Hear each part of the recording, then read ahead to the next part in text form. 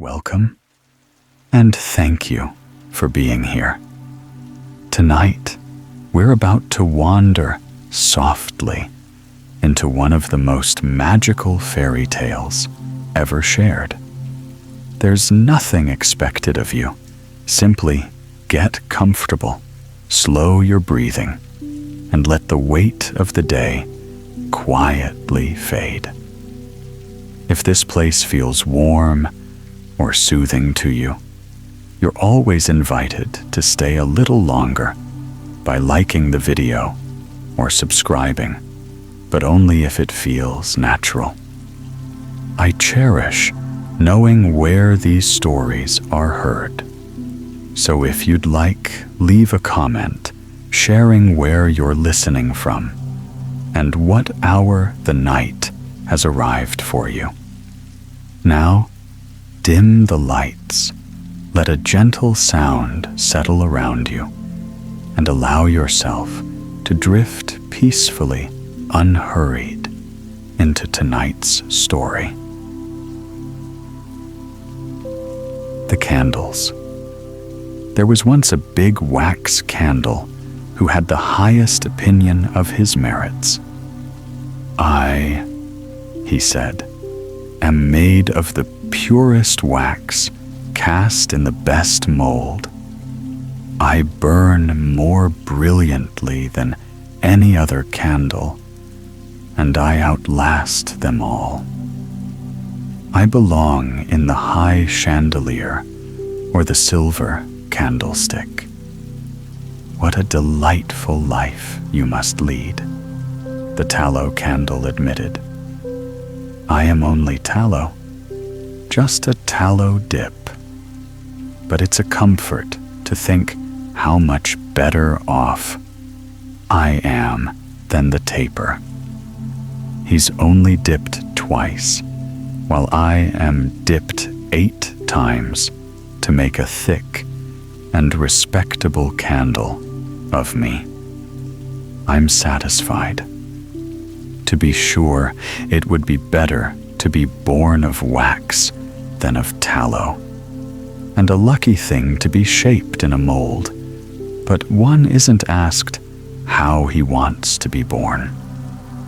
Your place is in the big rooms with glass chandeliers. Mine is in the kitchen, but kitchen is a good place too. All the food in the house comes from there. There are more important things in the world than food," the wax candle boasted. "There's the glitter of good society in which I shine.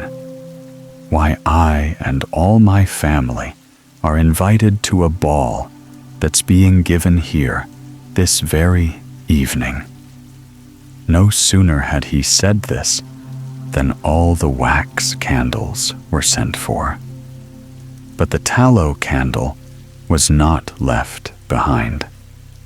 The mistress of the house took it in her own hand and carried it to the kitchen, where a poor boy waited with his basket full of potatoes and a few apples that she had given him. "And here's a candle for you too, my little friend," she told him. "Your mother can use it to work by when she sits up late at night." The lady's small daughter stood close beside her mother, and when she heard the magic words, "late at night," she forgot to be shy. "I'm going to stay up late tonight too," she exclaimed. "We are to have a ball this evening, and I'm to wear my big red ribbon. No candle ever could shine like the eyes of a child. Happiness is a blessed thing to see." The tallow candle thought to himself, "I mustn't forget how it looks, for I certainly shan't see it again." They put him in the basket and closed the lid. Away the boy went with it. Where can he be taking me? The candle wondered. I may have to live with poor people who don't even own a brass candlestick, while the wax candle sits in silver and beams at all the best people. How fine it must be to shine in good company. But this is what I get for being tallow, not wax.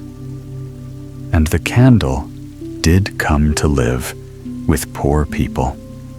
They were a widow and her 3 children, who had a low-ceilinged room across the way from the well-to-do house. God bless our neighbor for all that she gave us, the widow said. This good candle will burn far into the night. She struck a match to it. Phut, fie, he sputtered. What a vile-smelling match she lights me with.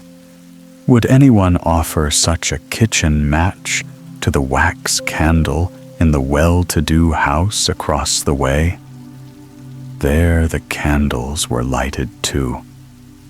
They made the street bright as carriages came rumbling with guests dressed in their best for the ball.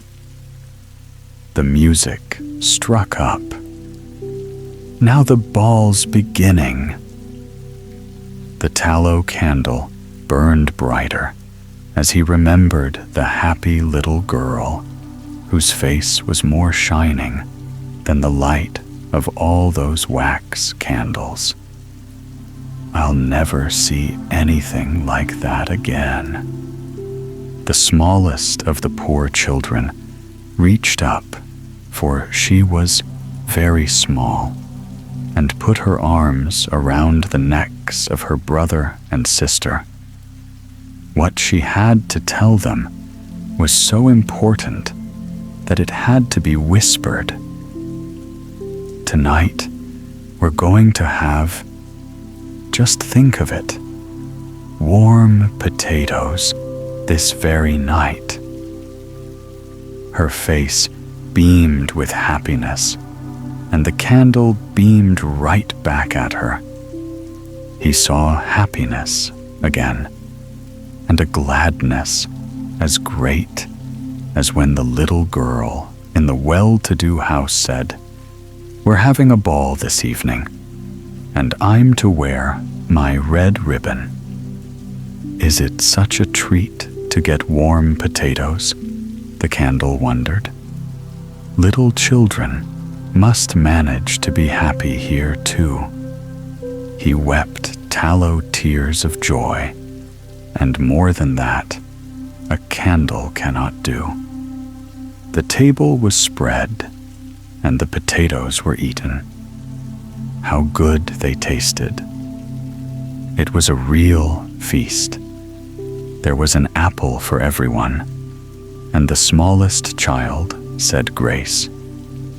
Now thanks, dear Lord, I give to thee, that thou again hast filled me. Amen. And didn't I say it nicely? The little girl asked. Don't say such things, her mother told her. Just thank the good Lord for filling you up. The children went to bed, were kissed good night, and fell fast asleep. Their mother sat up late and sewed to make a living for them and for herself. From the well-to-do house came light and music. But the stars overhead shone on all the houses, rich or poor, with the same light, clear and kind. This has been a wonderful evening, the tallow candle told himself. Can the wax candle have had any better time of it in his silver candlestick? I'd like to know that before I'm burned out." He remembered the two happy children, one face lighted up by the wax candle, the other shining in the tallow candle's light. One was happy as the other. Yes, that is the whole story. Vänö and Glänö. Near the coast of Zealand, off Holsteinborg Castle, there once lay two wooded islands, Vänö and Glänö, on which were villages, churches, and farms. The islands were quite close to the coast, and quite close to each other. Now, there is but one of these tracts remaining. One night, a fierce tempest broke loose. The ocean rose higher than ever before within man's memory. The storm increased. It was like doomsday weather, and it sounded as if the earth were splitting. The church bells began to swing and rang without the help of man. That night, Vänö vanished into the ocean depths. It was as if that island had never existed. But afterward, on many a summer night, when the still, clear water was at low tide, and the fisherman was out on his boat to catch eel by the light of a torch, he could, on looking sharply, see Vänö with its white church tower and high church wall deep down below. He would recall the saying, "Vänö is waiting to take Glänö," as he saw the island, and he could hear the church bells ringing down there. But in that, he was mistaken, for the sound came from the many wild swans which frequently rested on the water there, and whose clucking and complaining sounded like faraway church bells. There was a time when there were still many old people on Glänö who well remembered that stormy night, and that they, when little had ridden between the two islands at ebb tide, as we nowadays ride from the coast of Zealand over to Glänö, the water reaching up only to the middle of the wheels. Vänö is waiting to take Glänö, it was said, and this saying was accepted as a certainty. Many little boys and girls would lie in bed on stormy nights and think, "Tonight the hour will come when Vänö calls for Glänö." In fear, they said the Lord's Prayer, fell asleep, had sweet dreams, and the following morning Glänö was still there with its woods and cornfields, its friendly farmhouses and hop gardens. The bird sang, and the deer sprang. The gopher couldn't smell seawater, however far he could dig. And still, Glänö's days were numbered. We could not say just how many there were, but they were numbered, and one beautiful morning, the island would no longer exist. You were, perhaps, down there at the beach on a day prior to this, and saw the wild swans resting on the water between Zealand and Glänö, while a sailboat in full sail glided by the wooded shore, and perhaps you too rode across at low tide, with the horses trampling in the water as it splashed over the wagon wheels. You went away from there, perhaps traveled out into the wide world, and after a few years, you have returned. You see the same woods, now surrounding a large green meadow, where fragrant hay is stacked in front of pretty farmhouses. Where are you? Holsteinborg, with its golden tower, spires, is still there, but not close to the bay. It now lies farther up in the country. You walk through the woods across the field down toward the beach. Where is Glänö? You don't see little wooded island before you. You see only the open water. Has Vänö finally taken Glänö as it so long was expected to? On what stormy night did this happen? And when did an earthquake move old Holsteinborg so far inland? There was no stormy night. It all happened on clear sunny days. Human skill built a dam to hold back the ocean. Human skill dried up the water and bound Glänö to the mainland. The bay has become a meadow with luxuriant grass.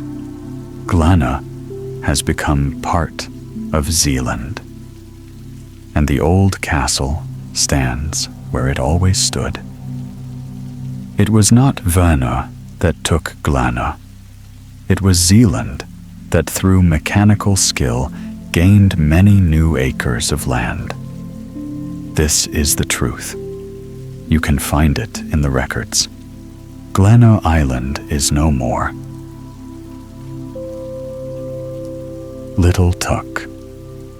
Yes, they called him Little Tuk, but it was not his real name. He had called himself so before he could speak plainly, and he meant it for Charles. It was all very well for those who knew him, but not for strangers. Little Tuk was left at home to take care of his little sister, Gustava, who was much younger than himself, and he had to learn his lessons at the same time. And the two things could not very well be performed together. The poor boy sat there with his sister on his lap and sung to her all the songs he knew. And now and then he looked into his geography lesson that lay open before him. By the next morning, he had to learn by heart all the towns in Zealand and all that could be described of them. His mother came home at last and took little Gustava in her arms. Then Tuk ran to the window and read so eagerly that he nearly read his eyes out, for it had become darker and darker every minute, and his mother had no money to buy a light. "There goes the old washerwoman up the lane," said the mother as she looked out of the window. The poor woman can hardly drag herself along, and now she had to drag a pail of water from the well. "Be a good boy, Tuk, and run across and help the old woman. Won't you?" So Tuk ran across quickly and helped her. But when he came back into the room, it was quite dark, and there was not a word said about a light. So he was obliged to go to bed on his little truckle bedstead, and there he lay and thought of his geography lesson, and of Zealand, and of all the master had told him. He ought really to have read it over again, but he could not for want of light. So he put the geography book under his pillow, for he had heard that this was a great help towards learning a lesson, but not always to be depended upon. He still lay thinking and thinking, when all at once it seemed as if someone kissed him on his eyes and mouth. He slept, and yet he did not sleep. And it appeared as if the old washerwoman looked at him with kind eyes and said, "It would be a great pity if you did not know your lesson tomorrow morning. You helped me, and now I will help you, and Providence will always keep those who help themselves." And at the same time, the book under Took's pillow began to move about. "Cluck, cluck, cluck," cried a hen as she crept towards him. "I am a hen from Kyoga." And then she told him how many inhabitants the town contained, and about a battle that had been fought there, which really was not worth speaking of. Crack, crack, down fell something. It was a wooden bird, the parrot, which is used as a target as Prasto.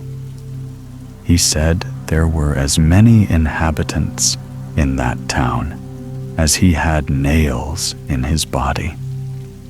He was very proud and said, "Thorwaldsen lived close to me, and here I am now, quite comfortable." But now little Took was no longer in bed. All in a moment, he found himself on horseback. Gallop, gallop away he went, seated in front of a richly attired knight with a waving plume who held him on the saddle. And so they rode through the wood by the old town of Wordingburg, which was very large and busy. The king's castle was surrounded by lofty towers, and radiant light streamed from all the windows. Within there were songs and dancing. King Waldemar and the young, gaily dressed ladies of the court were dancing together.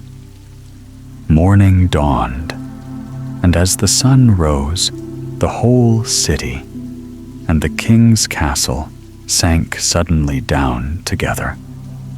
One tower after another fell, till at last only one remained standing on the hill where the castle had formerly been. The town now appeared small and poor, and the schoolboys read in their books, which they carried under their arms, that it contained 2,000 inhabitants. But this was a mere boast, for it did not contain so many. And again, little Took lay in his bed, scarcely knowing whether he was dreaming or not, for someone stood by him. "Took, little Took," said a voice. It was a very little person who spoke. He was dressed as a sailor, and looked small enough to be a middy, but he was not one. "I bring you many greetings from Korsor. It is a rising town full of life.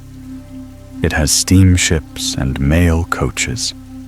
In times past, they used to call it ugly, but that is no longer true."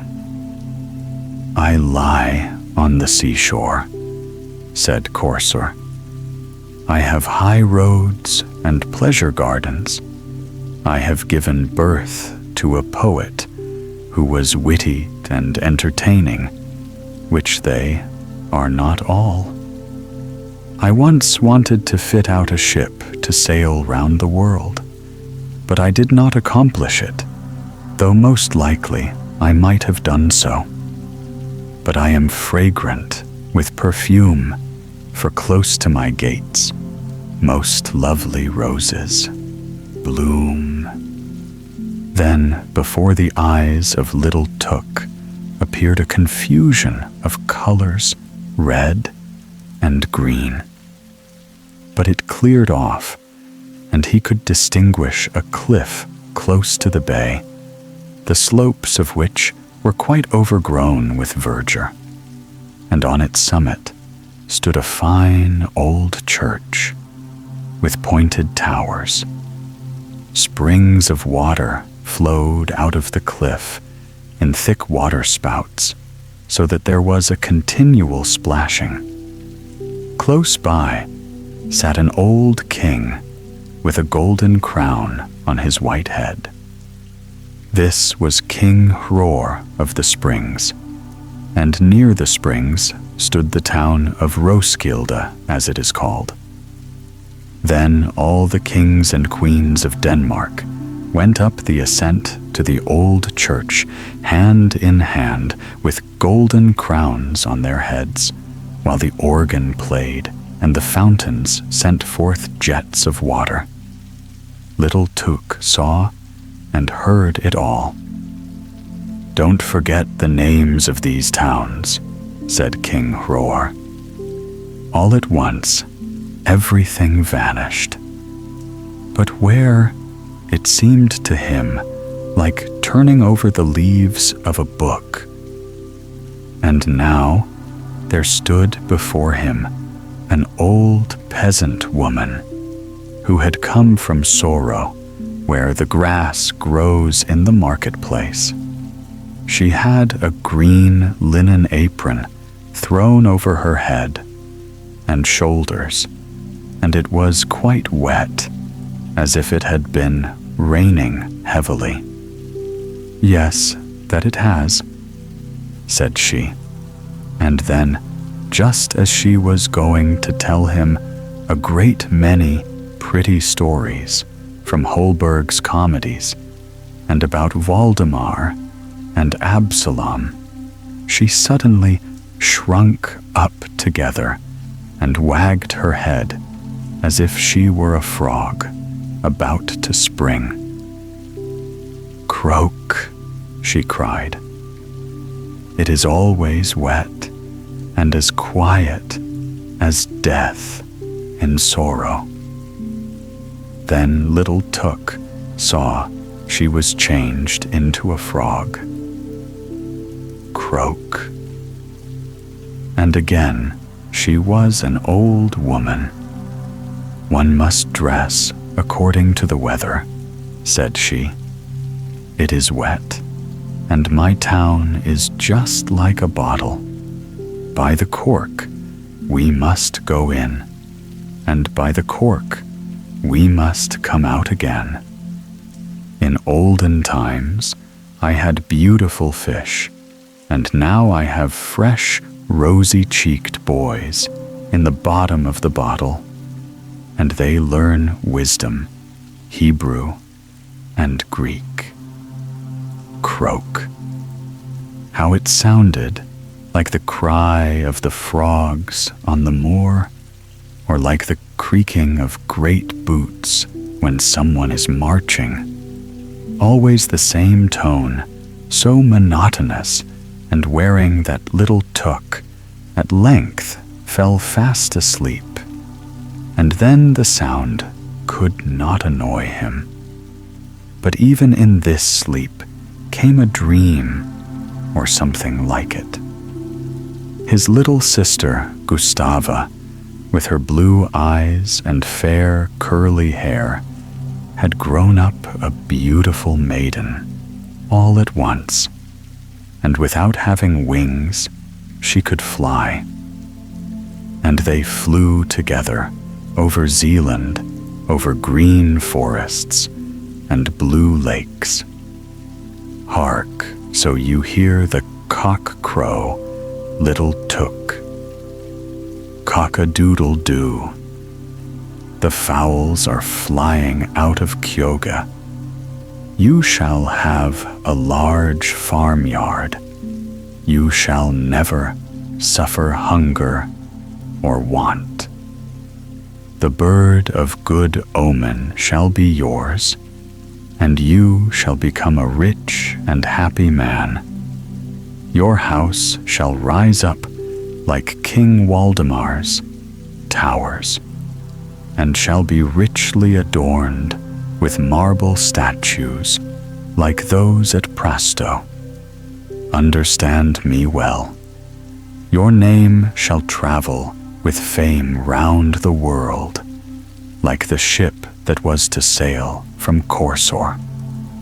And at Roeskilde, don't forget the names of the towns, as King Hror said. You shall speak well and clearly, little Took, and when at last you lie in your grave, you shall sleep peacefully. As if I lay in sorrow, said little Took, awaking. It was bright daylight, and he could not remember his dream, but that was not necessary, for we are not to know what will happen to us in the future. Then he sprang out of bed quickly and read over his lesson in the book, and knew it all at once, quite correctly. The old washerwoman put her head in at the door and nodded to him quite kindly, and said, "Many thanks, you good child, for your help yesterday. I hope all your beautiful dreams will come true." Little Took did not at all know what he had dreamt, but one above did. The gardener and the noble family. About 4 miles from the city stood an old manor house with thick walls, towers, and pointed gables. Here lived, but only in the summer season, a rich and noble family. Of all the different estates they owned, this was the best and the most beautiful. On the outside, it looked as if it had just been cast in a foundry, and the inside was made for comfort and ease. The family coat of arms was carved in stone over the gate. Beautiful roses climbed about the arms and the balconies. The courtyard was covered with grass. There were red thorn and white thorn, and many rare flowers, even outside the greenhouse. The owners of the manor house also had a very skillful gardener. It was a pleasure to see the flower garden, the orchard, and the vegetable garden.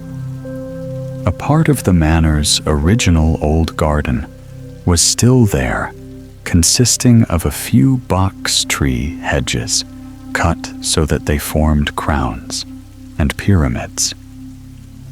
Behind these stood 2 old, mighty trees, almost always without leaves, and one might easily think that a storm or a waterspout had scattered great lumps of dirt on their branches.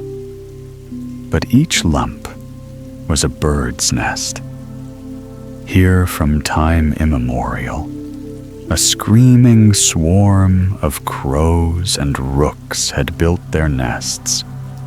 It was a regular bird town, and the birds were the owners, the manor's oldest family, the real lordship.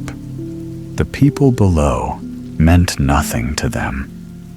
They tolerated these crawling creatures, even if every now and then they shot with their guns, making the birds' backbones shiver, so that every bird flew up in fear and cried, "Rack, rack." The gardener often spoke to the noble family about cutting down the old trees. They did not look well, and by taking them away, they might also get rid of the shrieking birds, which then would probably look for another place. But the family did not want to give up either the trees or the swarm of birds. That was something the manor could not lose, something from the olden times, which should never be forgotten. Why, those trees are the birds' heritage. By this time, so let them keep them, my good Larsen. Larsen was the gardener's name, but that is of very little consequence to this story. Haven't you space enough to work in little Larsen? Have you not the flower garden, the greenhouse, the orchard, and the vegetable garden? Yes, those he had, and he cared for them. He kept them in order and cultivated them with affection and ability, and that the noble family knew. But they did not conceal from him that they often saw flowers and tasted fruits in other people's homes that surpassed what they had in their garden, and that made the gardener sad, for he always wished to do his best, and really did his best. He was good-hearted and a good and faithful worker. One day, the noble family sent for him and told him very kindly that the day before, at some distinguished friend's home, they had eaten apples and pears that were so juicy and so well flavored that they and all the other guests had expressed their admiration. It was doubtful if the fruits were native, but they ought to be imported and grown here, provided the climate would permit it. It was known that they had been bought from the finest fruit dealer in the city, and it was decided that the gardener was to go there and find out where these apples and pears came from, and then order some slips for grafting.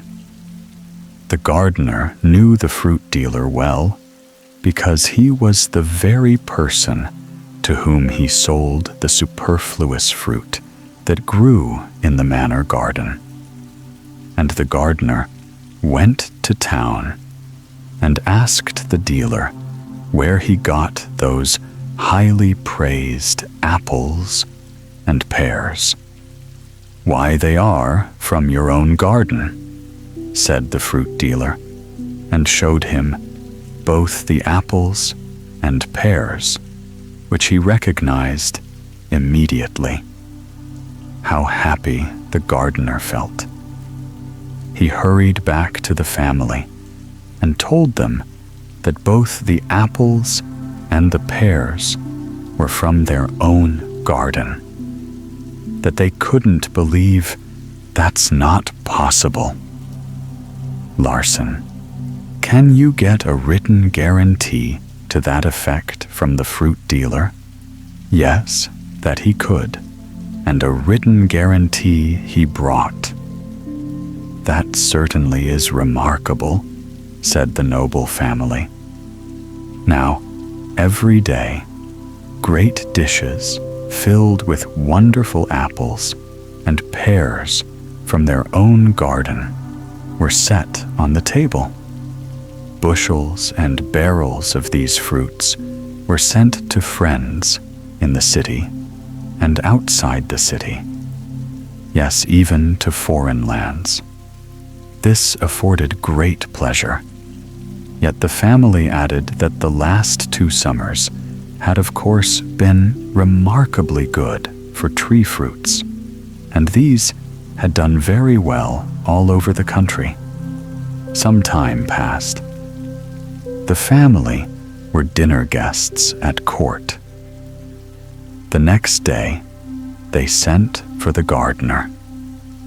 At the royal table, they had eaten melons very juicy and wonderfully flavored from their Majesty's greenhouse. "You must go to the court gardener, my good Larsen, and let him give you some seeds of those precious melons. But the court gardener got his melon seeds from us, said the gardener, very pleased. Then that man knows how to bring the fruit to a higher perfection, answered the family. Each melon was splendid. Well then, I really can feel proud, said the gardener. I must tell your lordship that the court gardener had had bad luck with his melons this year, and when he saw how beautiful ours looked, and then tasted them, he ordered 3 of them for the castle. Larson, don't try to tell us that those were melons from our garden. I really believe so, said the gardener. And he went to the court gardener, from whom he got a written guarantee to the effect that the melons on the royal table were from the manor. This was really a big surprise to the family, and they did not keep the story to themselves. The written guarantee was displayed, and melon seeds were sent far and wide, as grafting slips had been earlier. These slips the family learned had taken, and begun to bear fruit of an excellent kind. This was named after the family manor, and the name became known in English, German, and French. This no one had expected. Let's hope the gardener won't get big ideas about himself, said the family. But he took it in a different way. He would strive now to be known as one of the best gardeners in the country, and to produce something superior out of all sorts of garden stuff every year. And that he did. But often he was told that the very first fruits he brought out, the apples and the pears, were after all the best, that all later variations were very inferior to these. The melons were very good. To be sure, though, of course they belonged to another species. His strawberries might be called delicious, but no better than those grown by other gardeners. And when one year his radishes did not turn out very well, they spoke only of the unsuccessful radishes, and not about all the other fine products he had developed. It almost seemed as if the family felt a relief in saying, "It didn't go well this year, little Larson." Yes, they seemed quite happy when they said, "It didn't go well this year." Twice a week, the gardener brought fresh flowers up to their drawing room, always arranged with such taste and artistry that the colors seemed to appear even brighter. "You have good taste, Larson," said the noble family, "but that is a gift from our Lord, not from yourself." One day, the gardener brought a large crystal bowl. In it floated a water lily leaf, upon which was laid a beautiful blue flower, as big as a sunflower. "The lotus of Hindustan," exclaimed the family. They had never seen a lotus flower before. In the daytime, it was placed in the sunlight, and in the evening, under artificial light. Everyone who saw it found it remarkably beautiful and unusual. Yes, even the most high-born young lady in the country, the wise and kind-hearted princess, said so.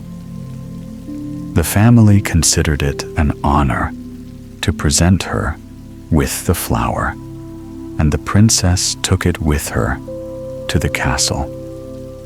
Then they went down to their garden to pick another flower of the same kind, but none was to be found. So they sent for the gardener and asked him where he got the blue lotus flower. "We have been looking for it in vain," they said. "We have been in the greenhouses and round about the flower garden." "Oh, no, it's not there," said the gardener. "It is only a common flower from the vegetable garden. But look, isn't it beautiful? It looks like a blue cactus, and yet it is only the flower of the artichoke. You should have told us that immediately," said the noble family. "Naturally, we supposed it was a rare foreign flower. You have ridiculed us to the young princess. She saw the flower in our house and thought it was beautiful. She didn't know the flower, although she knows her botany well. But then, of course, that science has nothing to do with kitchen herbs. How could you do it?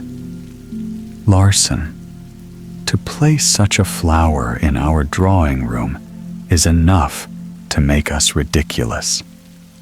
And the gorgeous blue flower from the vegetable garden was taken out of the drawing room, where it didn't belong."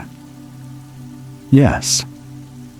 And the noble family apologized to the princess and told her that the flower was only a kitchen herb that the gardener had had the idea of exhibiting, and that he had been severely reprimanded for it. "That was a shame and very unfair," said the princess.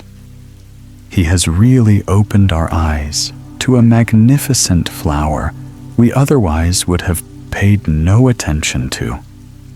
He has shown us beauty where we didn't expect to find it. As long as the artichoke is in bloom, our court gardener shall daily bring one of them up to my private room." And this was done. The noble family told the gardener that he could again bring them a fresh artichoke flower. "It is really beautiful," they said. "Highly remarkable." And the gardener was praised. "Larson likes that," said the noble family. "He is like a spoiled child." In the autumn, there was a terrific storm. During the night, it increased so violently that many of the large trees in the outskirts of the wood were torn up by the roots, and to the great grief of the noble family. Yes, they called it grief. But to the gardener's delight, the two big trees with all the birds' nests blew down. Through the storm, one could hear the screaming of the crows and the rooks as they beat their wings against the manor windows. "Now, of course, you are happy, Larson," said the noble family. "The storm has felled the trees, and the birds have gone off into the forest. There is nothing from olden times left to see here. Every sign and reference has disappeared. It makes us very sad."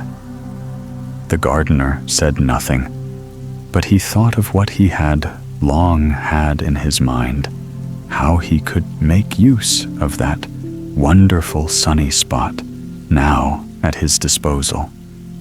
It could become the pride of the garden and the joy of the family. The large trees, in falling, had crushed the very old box tree hedges with all their fancy trimmings. Here he put in a multitude of plants, native plants, from the fields and the woods. What no other gardener had ever thought of planting in a manor garden, he planted, giving each its appropriate soil and sunlight or shadow, according to what the individual plant required. He gave them loving care, and everything grew magnificently. The juniper tree from the heaths of Jutland rose in shape and color like the Italian cypress. The shiny, thorny Christ's thorn, evergreen in the cold of winter and the sun of summer, was beautiful to behold. In the foreground grew ferns of various species. Some of them looked as if they were children of the palm tree, others as if they were parents of the pretty plant we call Venus's hair. Here stood the neglected burdock, so pretty in its freshness that it can be outstanding in a bouquet. The burdock stood in a dry place, but further down in the moist soil grew the coltsfoot, also a neglected plant, and yet very picturesque, with its enormous leaf and its tall stem. 6 feet tall, with flower after flower, like an enormous many-armed candelabra, rose the mullein, just a mere field plant. Here grew the woodruff, the primrose, and the lily of the valley, the wild calla, and the fine 3-leaved wood sorrel. It was all wonderful to see.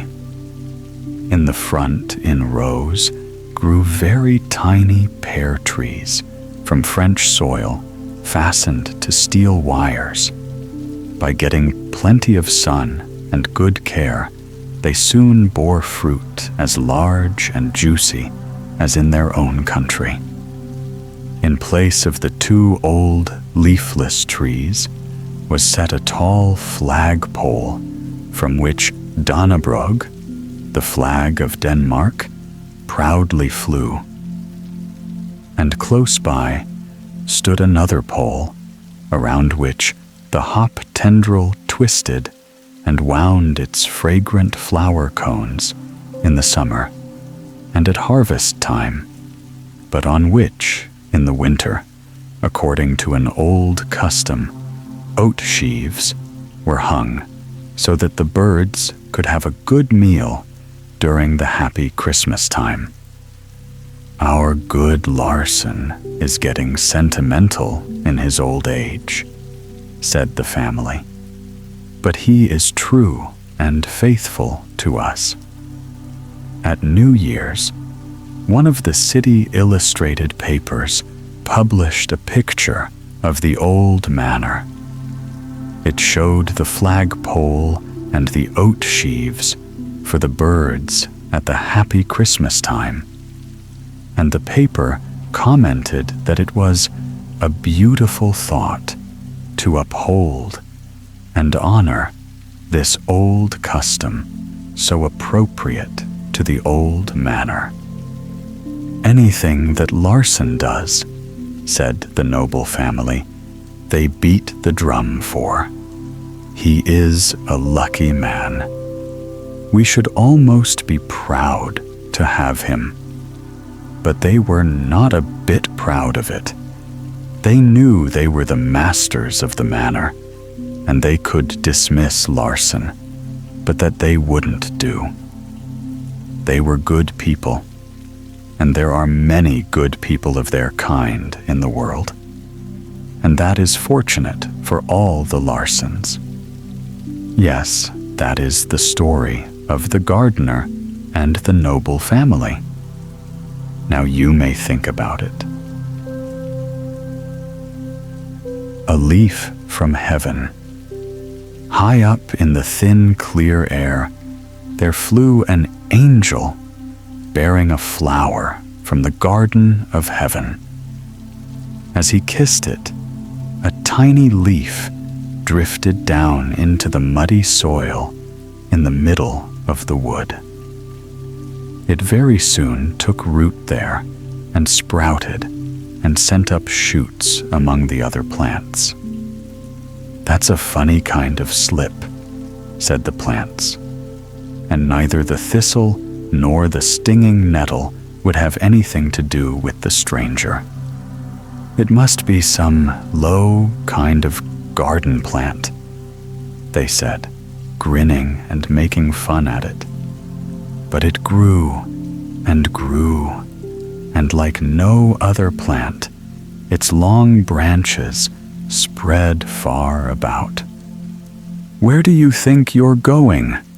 said the tall thistles, who have thorns on each of their leaves. "You're taking a good deal of space. That's a lot of nonsense. We can't stand here and support you." When winter came, the snow covered the plant, but from it, the blanket of snow received a glow, as if the sun were shining from below.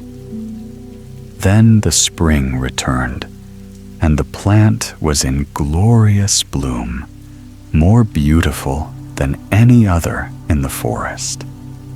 And now there came to the forest a professor of botany who could show what he was with many degrees. He carefully inspected the plant and tested it, but decided it was not included in his system of botany. He could not possibly learn to what class it did belong. "This must be some unimportant variety," he said. "I certainly don't know it. It's not included in any system." "Not included in any system," said the thistles and the nettles. The big trees which grew round it heard what was said, and they also saw the tree was not one of their kind, but they said nothing good or bad. And that is much the wisest course for stupid people to take. Then a poor innocent girl came through the forest. Her heart was pure, and her understanding was glorious with faith. Her only inheritance was an old Bible, but from its pages the voice of God spoke to her. "If people wish to do you evil, remember the story of Joseph. They had evil in their hearts, but God turned it to good. If you suffer wrong, if you are despised and misunderstood, then you must remember the words of Him who was purity and goodness itself, and who prayed for those who struck him and nailed him to the cross. Son, Father, forgive them, for they know not what they do." She stopped before the wondrous plant whose great leaves gave forth sweet and refreshing fragrance, and whose flowers glowed in the sun like a wonderful firework of color. And from each flower there came a sound, as though it held, concealed within itself, a deep well of melody that thousands of years would not empty. With devout gratitude, the girl gazed on this exquisite work of the Creator and bent down one of the branches that she might examine the flower and breathe in its sweetness, and a lovely light burned in her soul. It seemed to uplift her heart, and she wanted to pluck a flower, but she had not the heart to break one off, for she knew it would soon fade if she did. So she took only a single green leaf, carried it home, and there she pressed it in between the pages of her Bible. And it lay there quite fresh, always green, and never fading. It was kept in the pages of that Bible, and with that Bible it was placed under the girl's head when some weeks thereafter she lay in her coffin. On her gentle face was the solemn peace of death, as if the earthly remains carried the imprint of the truth that she now was in the presence of her Creator. But the marvelous plant still bloomed in the forest. It looked almost like a great tree now, and all the birds of passage, especially the storks and the swallows, bowed down before it. "That thing is taking on foreign airs now," said the thistles and the burdocks. "We never act like that here in this country." And the black forest snails spat at the plant. Then the swineherd came collecting thistles and other shrubs to burn them for their ashes. He tore up the heavenly plant by the roots and crammed it into his bag. "I can use that too," he said, and no sooner said than done. But for years, the king of that country had been troubled by a deep melancholy of spirit. He kept busy and laborious always, but it seemed to do him no good. They read books to him, deep and learned tomes, or the lightest and most trifling they could find, but nothing did any good. Then one of the world's wisest men, to whom they had applied for help, sent a messenger to explain to the king that there was but one sure remedy that would relieve and cure him. In a forest in the king's own country, there grows a plant of heavenly origin. Its appearance cannot be mistaken. And then the messenger brought out a drawing of the plant. It would be easy to recognize it. Its leaves are green winter and summer, so every evening put a fresh leaf on the king's forehead. His thoughts will then clear, and a beautiful dream will refresh and strengthen him.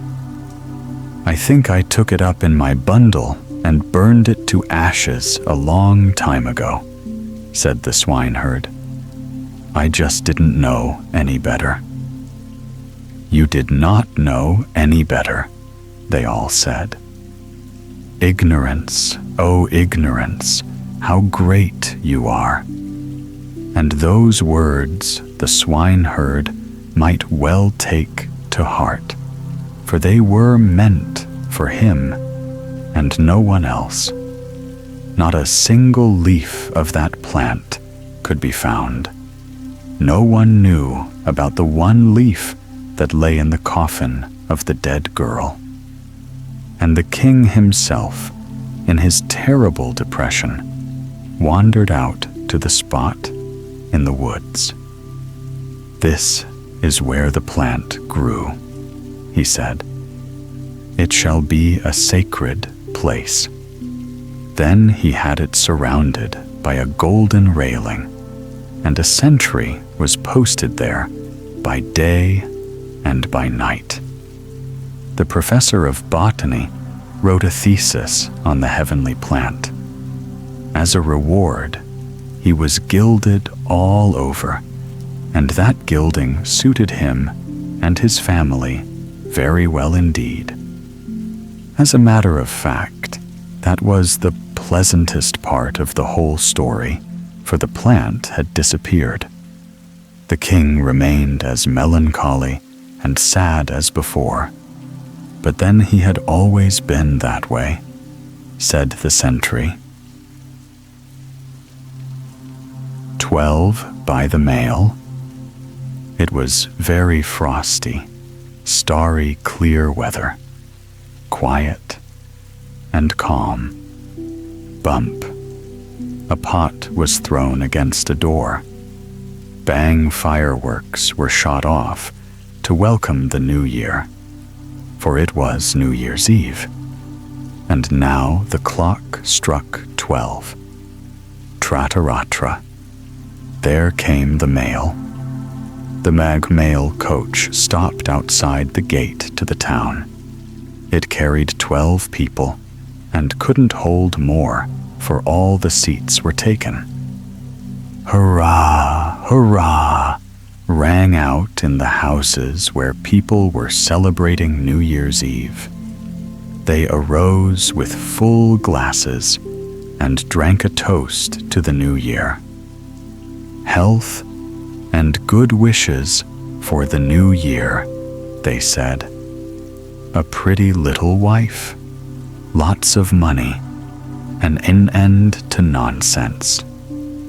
Yes, these were their wishes for one another, and glasses were struck together, while the mail coach stopped in front of the town gate with the unknown guests, the 12 travelers. What kind of people were they? They had passports and luggage with them. Yes, even presents for you and me, and for all the people in the town. Who were these strangers? What did they want? And what did they bring? Good morning, they said to the sentry at the town gate. Good morning, said he, as the clock had struck 12. Your name, your profession? Asked the sentry, when the first of them stepped out of the carriage.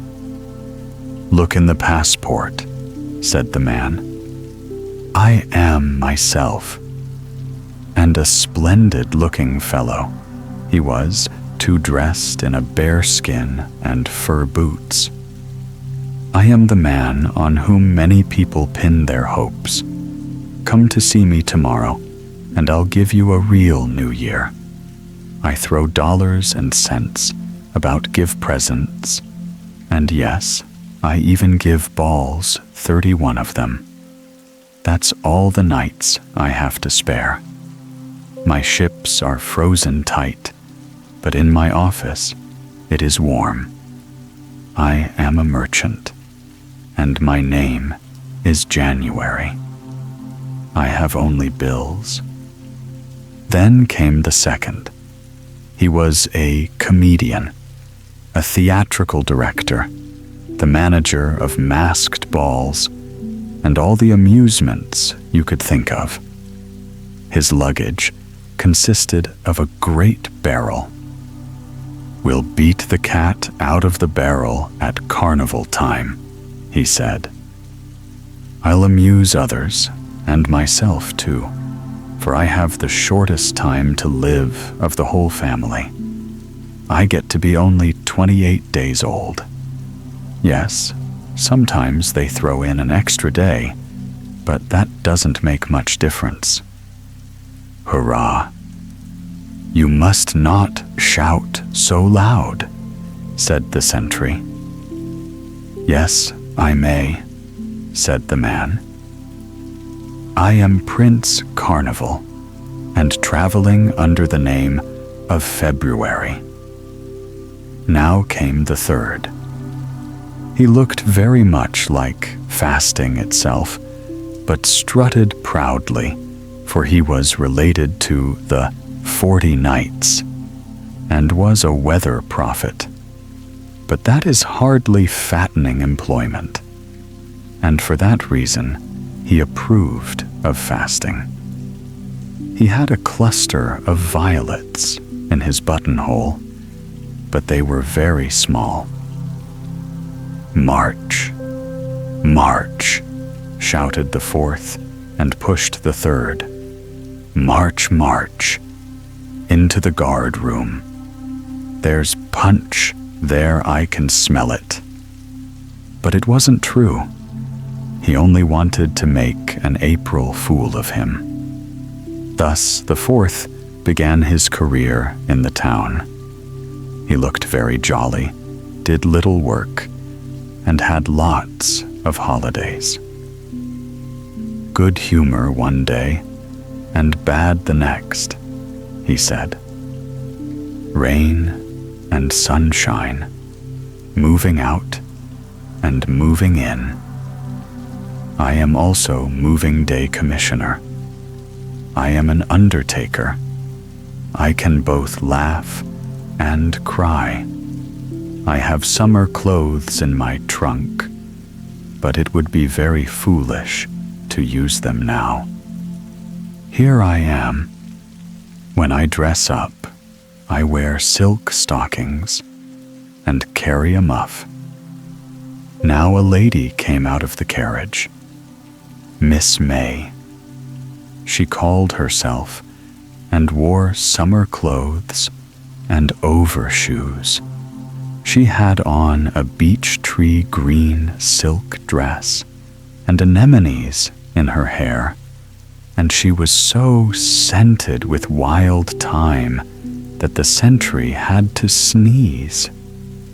"God bless you," she said, and that was her greeting. She was beautiful, and she was a singer, not of the theater, but a singer of the woodlands, not at county fairs. No, she roamed through the fresh green forest and sang there for her own entertainment. In her handbag, she had a copy of Christian Winther's woodcuts, which were like the beech tree forest itself, and also little poems by Richard, which were like the wild thyme. "Now comes the mistress, the young mistress," shouted those inside the carriage. And then out came the lady, young and delicate, proud and pretty. You could easily see that she was born to be a lady of leisure. She gave a great feast on the longest day of the year, so that her guests might have time to eat the many dishes of food at her table. She could afford to ride in a carriage of her own, but still she traveled in the mail coach like the others, for she wanted to show she wasn't too proud. But she didn't travel alone. With her was her elder brother, July. He was a well-fed fellow, in attire, and with a Panama hat. He had but little baggage with him, because it was a nuisance in the heat. He had brought only his bathing cap and swimming trunks. That isn't much. Now came the mother. Madame August, a wholesale fruit dealer proprietor of many fish tanks, and landowner wearing a great crinoline. She was fat and hot, and took an active part in everything. She herself even carried beer out to the workmen in the fields. "In the sweat of thy face shalt thou eat bread," she said. "That is written in the Bible. Afterward, we can have the picnics and dances in the woods and the harvest festivals. Such was the mother. Now again came a man, a painter by profession, a master of colors, as the forest soon learned. The leaves had to change their colors, but how beautifully, whenever he wished it. Soon the wood glowed with red, yellow, and brown. The painter whistled like the black starling bird, and was a brisk worker. He wound the brown-green hop plants around his beer jug, which decorated it beautifully. Indeed, he had an eye for decorating. There he stood, with his color pot, and that was all the luggage he had. Now followed a land proprietor, who was thinking of the grain month of the plowing and preparing of the land, and yes, also a little of the pleasures of field sports. He had his dog and his gun, and he had nuts in his game bag. Crack, crack. He had an awful lot of baggage with him, and even an English plow. And he talked about farming, but you couldn't hear much of what he said because of the coughing and gasping. It was November coming.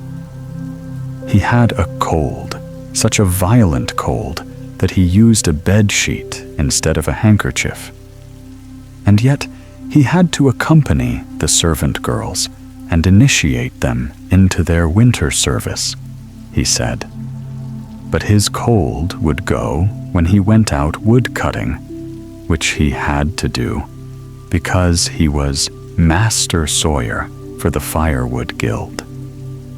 His evenings he spent cutting soles for skates, knowing that in a few weeks there would be good use for these amusing shoes.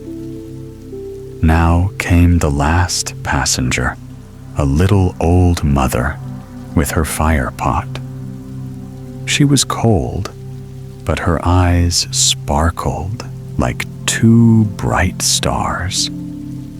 She carried a flower pot with a little fir tree growing in it. I shall guard and nurse this tree so that it may grow large by Christmas Eve and reach from the ground right up to the ceiling and be covered with lighted candles, golden apples, and little cut-out paper decorations. This fire kettle warms like a stove.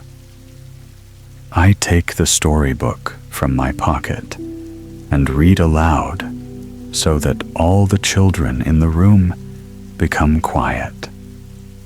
But the dolls on the tree come to life, and the little wax angel on top of the tree shakes its golden tinsel, wings, flies down from the green top, and kisses in the room. Yes, the poor children too, who stand outside and sing the Christmas carol about the Star of Bethlehem. And now the coach can drive again, said the sentry. We have the 12. Let another coach drive up. First, let the 12 come inside, said the captain of the guard. One at a time. I'll keep the passports. Each is good for a month. When that has passed, I'll write a report of their behavior on each passport. Be so good, Mr. January. Please step inside. And in he went. When a year has passed, I shall be able to tell you what the 12 have brought you, me, and all of us. I don't know it now, and they probably don't know it themselves for these are strange times we live in. Dance, dance, doll of mine. Yes, this is a song for very small children, declared Aunt Mal. As much as I should like to, I cannot follow this dance, dance, doll of mine. But little Amelie could. She was only 3 years old, played with dolls, and brought them up to be just as wise as Aunt Mal. There was a student who came to the house to help her brothers with their lessons, and he frequently spoke to little Amelie and her dolls. He spoke differently from anyone else, and the little girl found him very amusing, although Aunt Mal said he didn't know how to converse with children. Their little heads couldn't possibly grasp that silly talk, but little Amelie did. Yes, the student even taught her the whole song, Dance, Dance, Doll of Mine, and she sang it to her 3 dolls. 2 were new, one a girl doll and the other a boy doll, but the 3rd doll was old. Her name was Lise Moer. She also heard the song and was even in it. Dance, dance, doll of mine. Girl doll's dress is very fine. Boy doll is a dandy, too. He wears gloves and hat and shoe. White pants, blue coat him adorn. On his toe he has a corn. He is fine, and she is fine. Dance, dance, doll of mine. Old doll's name is Lise Moer. She is from the year before. Hair is new. It's made of flax, forehead, polished up with wax. Young again, not old and done. Come along, my cherished one. Let us dance a fast gavotte. To watch it is worth a lot. Dance, dance, doll of mine. Watch your steps and get in line. 1 foot forward. Watch your feet. Dancing makes you slender, sweet. Bow and twist and turn around. That will make you hale and sound. What a sight it is to see you are doing fine, all 3. And the dolls understood the song. Little Amelie understood it, and so did the student. But then he had written it himself and said it was excellent. Only Aunt Mal didn't understand it. She had passed over the fence of youth. Silly song, she said, but not little Amelie. She sings it. It is from her that we know it. The storm shifts the signboards. In olden days, when grandfather was just a little boy and wore red trousers, a red jacket, a sash around his waist, and a feather in his cap. For that's the way little boys dressed in his childhood when they wore their best clothes. So many things were different from nowadays. There were often street pageants which we don't see now, for they have been done away with because they became old-fashioned. But it's fun to hear grandfather tell about them. It must have been quite a show to see the shoemakers move their signboard when they changed to a new guild hall. A big boot and a 2-headed eagle were painted on their waving silken banner. The youngest journeyman carried the welcome cup and the gilt chest, and had red and white ribbons dangling from their shirt sleeves. The older ones wore naked swords with lemons stuck on the points. They had a full band, and the best of their instruments was the bird, as grandfather called the long pole with the half moon and all sorts of sounding dingle-dangle things on it. Real Turkish music. It was lifted up and swung, and it was dazzling to the eyes when the sun shone on all that polished gold and silver and brass. In front of the procession ran a harlequin in clothes made of many colored patches, with a black face and with bells on his head like a sleigh horse. He struck the people with his wand, which made a noise without hurting, and the people pushed against each other to move back and forth. Little boys and girls fell over their own feet right into the gutters. Old women elbowed their way along, looking sour and scolding. Some people laughed, and some people chatted. There were spectators on the steps and in the windows, and yes, even on the roofs. The sun shone. A little rain fell on the people now and then, but that was a good thing for the farmers. And when finally they became wet through, that was a real blessing to the country. Ah, what stories grandfather could tell. When he was a little boy, he had seen all that grand show at the height of its splendor. The oldest guild journeyman made a speech from the scaffold where the signboard was hung. It was in verse, just like poetry, which, indeed, it was.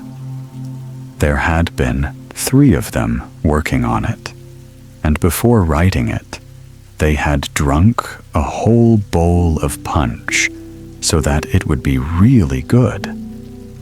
And the people cheered the speech, but still more, they cheered the harlequin when he appeared on the scaffold and mocked the speaker.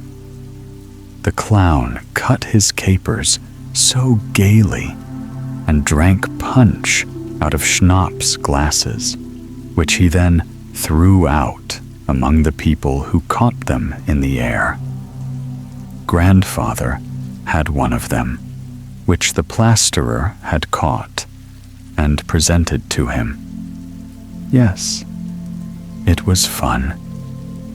And at last the signboard hung decked with flowers and wreaths on the new guild hall. You never forget a sight like that no matter how old you grow, grandfather said. He himself never forgot it, though afterward he saw many things of pomp and splendor and could tell about them. But the funniest thing of all was when he told about the moving of the signboards in the big town. Grandfather had gone there with his parents when he was a little boy, and that was the first time he had seen the largest town in the country. There were so many people in the streets that he thought the signboards were going to be moved. And there were many signboards to move. If these signs had been hung up inside instead of out of doors, they would have been filled up hundreds of rooms. There were all kinds of garments painted on the sign at the tailor's. He could change people from uncouth to genteel. There were signboards of tobacconists with the most cunning little boys smoking cigars, just as in real life. There were signs with butter and salted herrings, ministers' ruffs and coffins and signboards that just carried inscriptions and announcements. Indeed, one could spend a whole day going up and down the streets and looking at the pictures, and at the same time you could learn what sort of people lived inside the houses, for they had hung their own signs outside. That is a very good thing, grandfather said. In a large town, it is instructive to know who lives in all the houses. But then something was about to happen to the signboards, just as grandfather came to town.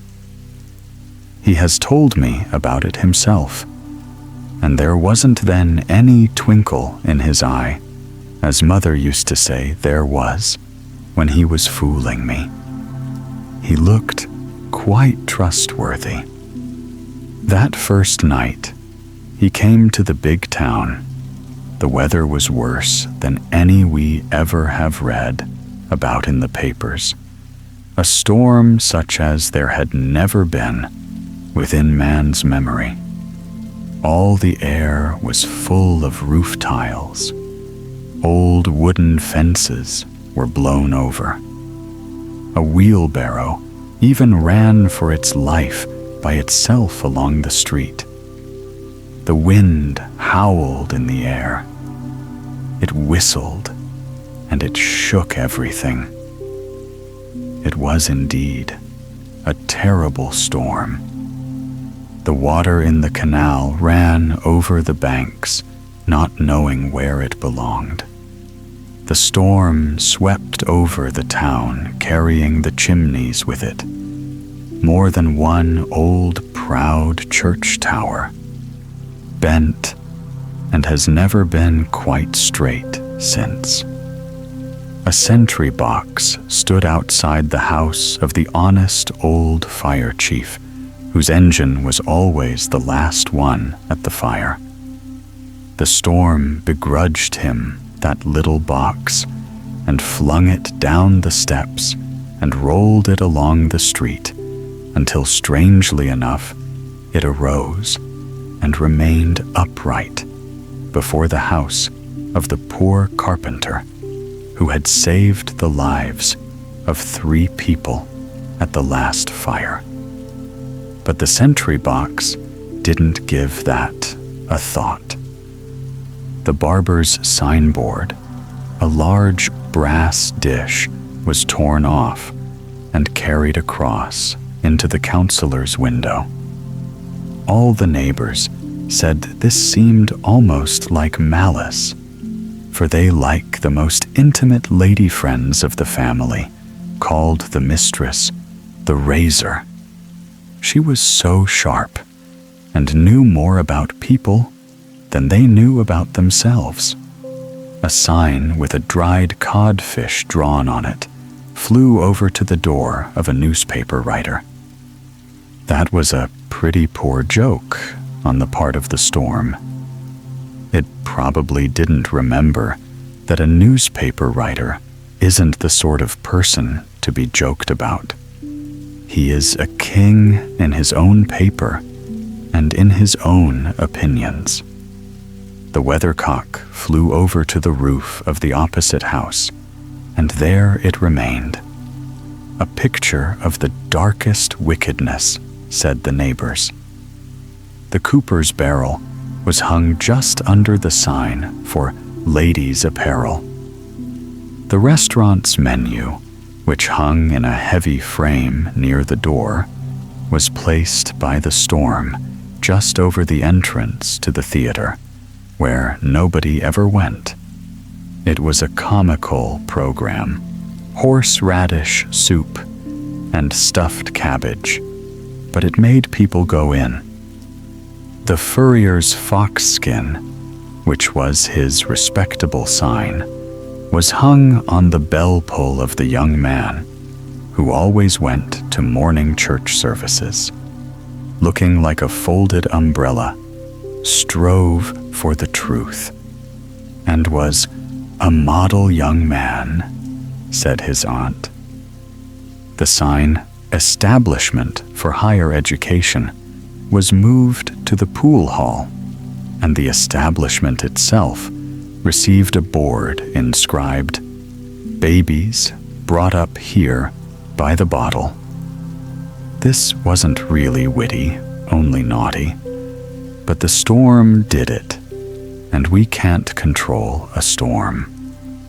It was a terrible night, and by morning, just think, nearly every signboard in town had been moved. In some cases, it was done with so much malice that grandfather wouldn't talk about it, but he laughed inwardly. I could see that, and it is possible he was up to some mischief. The poor inhabitants of the big town, especially those that were not familiar with it, were all mixed up, figuring out who was who. They couldn't help it when they judged by the signboards. Some people who thought they were coming to a solemn meeting of the town elders, assembled to discuss highly important matters, found themselves instead in a school full of noisy boys just about to jump over their desks. There were even some people who mistook the church for the theater. And that was really awful. There has never been such a storm in our days. Only grandfather saw one. And that was when he was a very little boy. Such a storm may never come in our time, but it may in our grandchildren's. And then we must hope and pray that they will keep indoors while the storm shifts the signboards. Everything in its proper place. It was over 100 years ago. By the great lake behind the wood, there stood an old mansion. Round about it circled a deep ditch with bulrushes, reeds, and grasses growing in it. Close by the bridge, near the entrance gate, an old willow tree bent over the reeds. From the narrow lane came the sound of horns and the trampling of horses, and therefore the little girl who tended the geese hastened to drive her charges away from the bridge before the hunting party came galloping up. They approached with such speed that she was obliged to climb up onto one of the high cornerstones of the bridge to avoid being run down. She was still little more than a child, pretty and slender, with a gentle expression in her face and lovely, bright eyes. But the Baron took no note of this. As he galloped past her, he reversed the whip in his hand, and in rough play gave her such a blow in the chest with the butt end that she fell backward into the ditch. "Everything in its proper place," he cried. "Into the mud with you."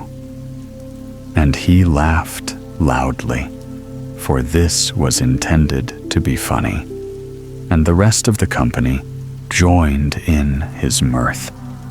They shouted and clamored, while the hunting dogs barked even more loudly than before. It was indeed rich birds come rushing, but goodness knows how rich he was. The poor goose girl, in falling, managed to seize one of the drooping branches of the willow tree and hang from it over the muddy water.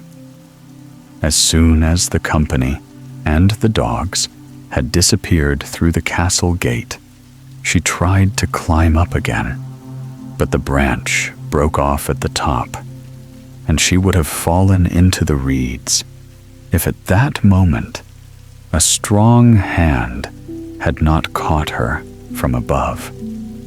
It was a peddler who, from a little distance away, had seen what had happened and had hurried up to give aid. "Everything in its proper place," he said, mocking the Baron, and pulled her up to the dry ground. He put the tree branch back to the place from which it had broken, but everything in its place cannot always be managed, and so he thrust it into the soft ground. "Grow if you can, until you can furnish a good flute for them up yonder," he said. It would have given him great pleasure to see the Baron and his companions well thrashed. And then the peddler made his way to the mansion, but did not go into the main hall. He was much too humble for that.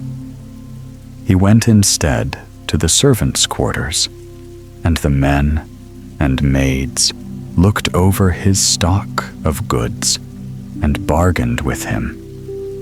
From above, where the guests were at table, was heard a sound of roaring and screaming that was intended for song.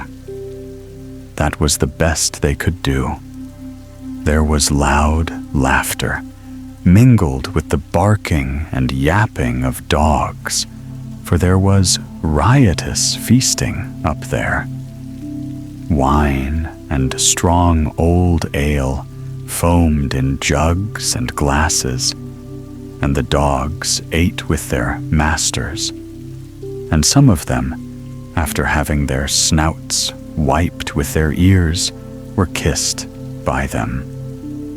The peddler was told to come upstairs with his wares, but it was only to make fun of him. The wine had mounted into their heads, and the sense had flown out. They insisted that the peddler drink with them, but so that he would have to drink quickly, they poured his beer into a stocking. This was considered a great joke, and caused more gales of laughter. And then entire farms, complete with oxen and peasants, were staked on a single card, and lost, and won. "Everything in its proper place," said the peddler, thankfully, when he had finally escaped from what he called the Sodom and Gomorrah up there. "The open road is my proper place," he said. "I didn't feel at all happy up there." And the little goose girl nodded kindly to him as he walked by the pasture gate. Days passed, and weeks passed, and the willow branch that the peddler had thrust into the ground beside the water ditch remained fresh and green, and even put forth new shoots. The little goose girl saw that it must have taken root, and she was very happy about it. This was her tree, she thought.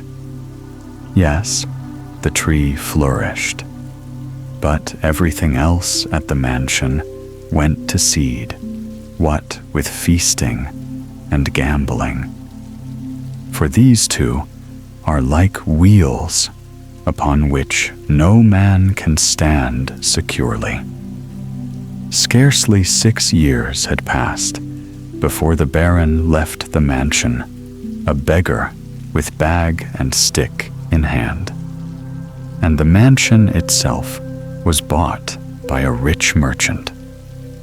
And the purchaser was the very peddler who had once been mocked at in the great hall and forced to drink beer from a stocking. Honesty and industry are good winds to speed a vessel, and now the peddler was the master of the mansion. But from that moment, card playing was not permitted there anymore. "That is bad reading," he said.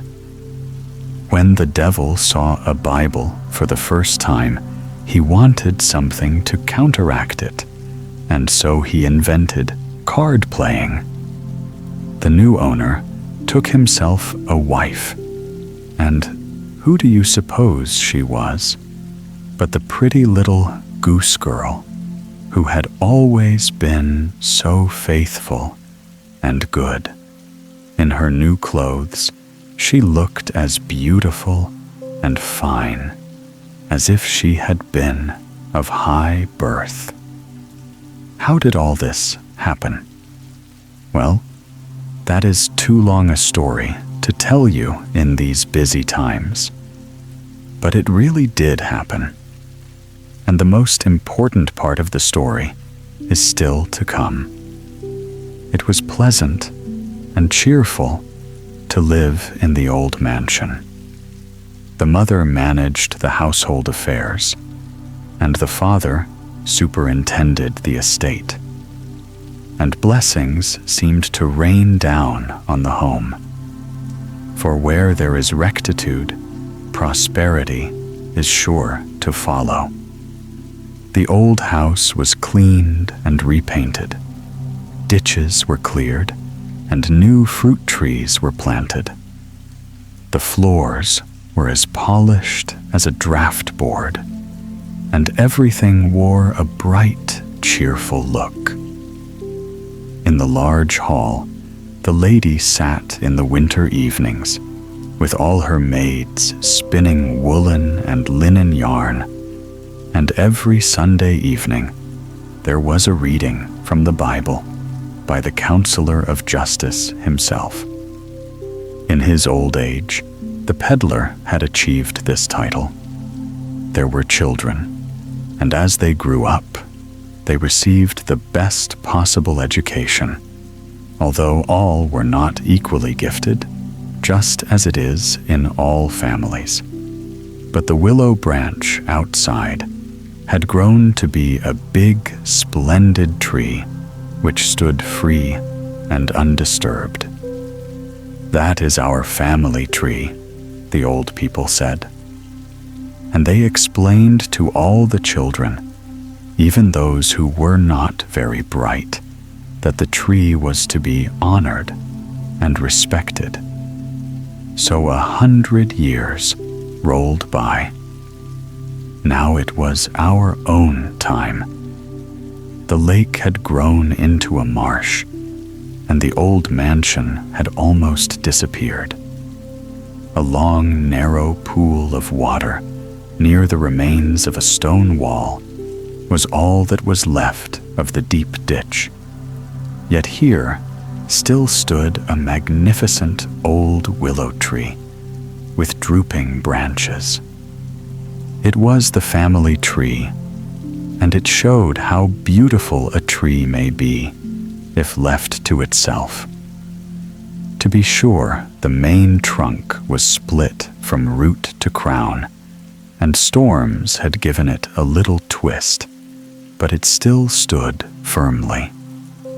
From every cleft and crack into which the winds had carried soil, grasses and flowers had sprung forth, especially near the top, where the great branches separated. There, a sort of a small hanging garden had been formed of wild raspberries and chickweed, and even a little service berry tree had taken root and stood slender and graceful in the midst of the old tree, which reflected itself in the dark water when the wind had driven all the duckweed into a corner of the pool.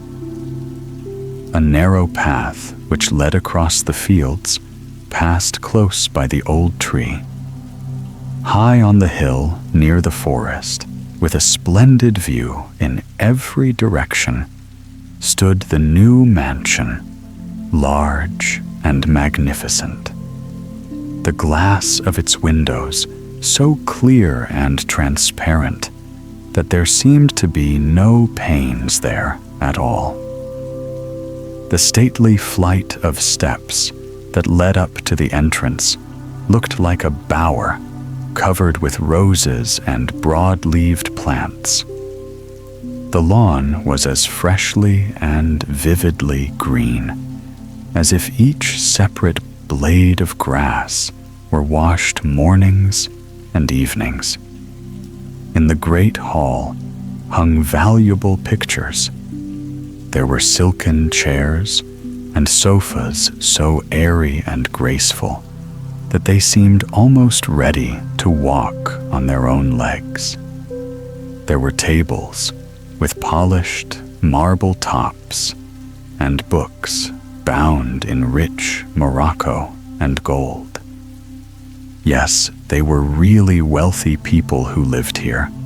They were people of position. Here lived the Baron and his family. Everything here fitted with everything else.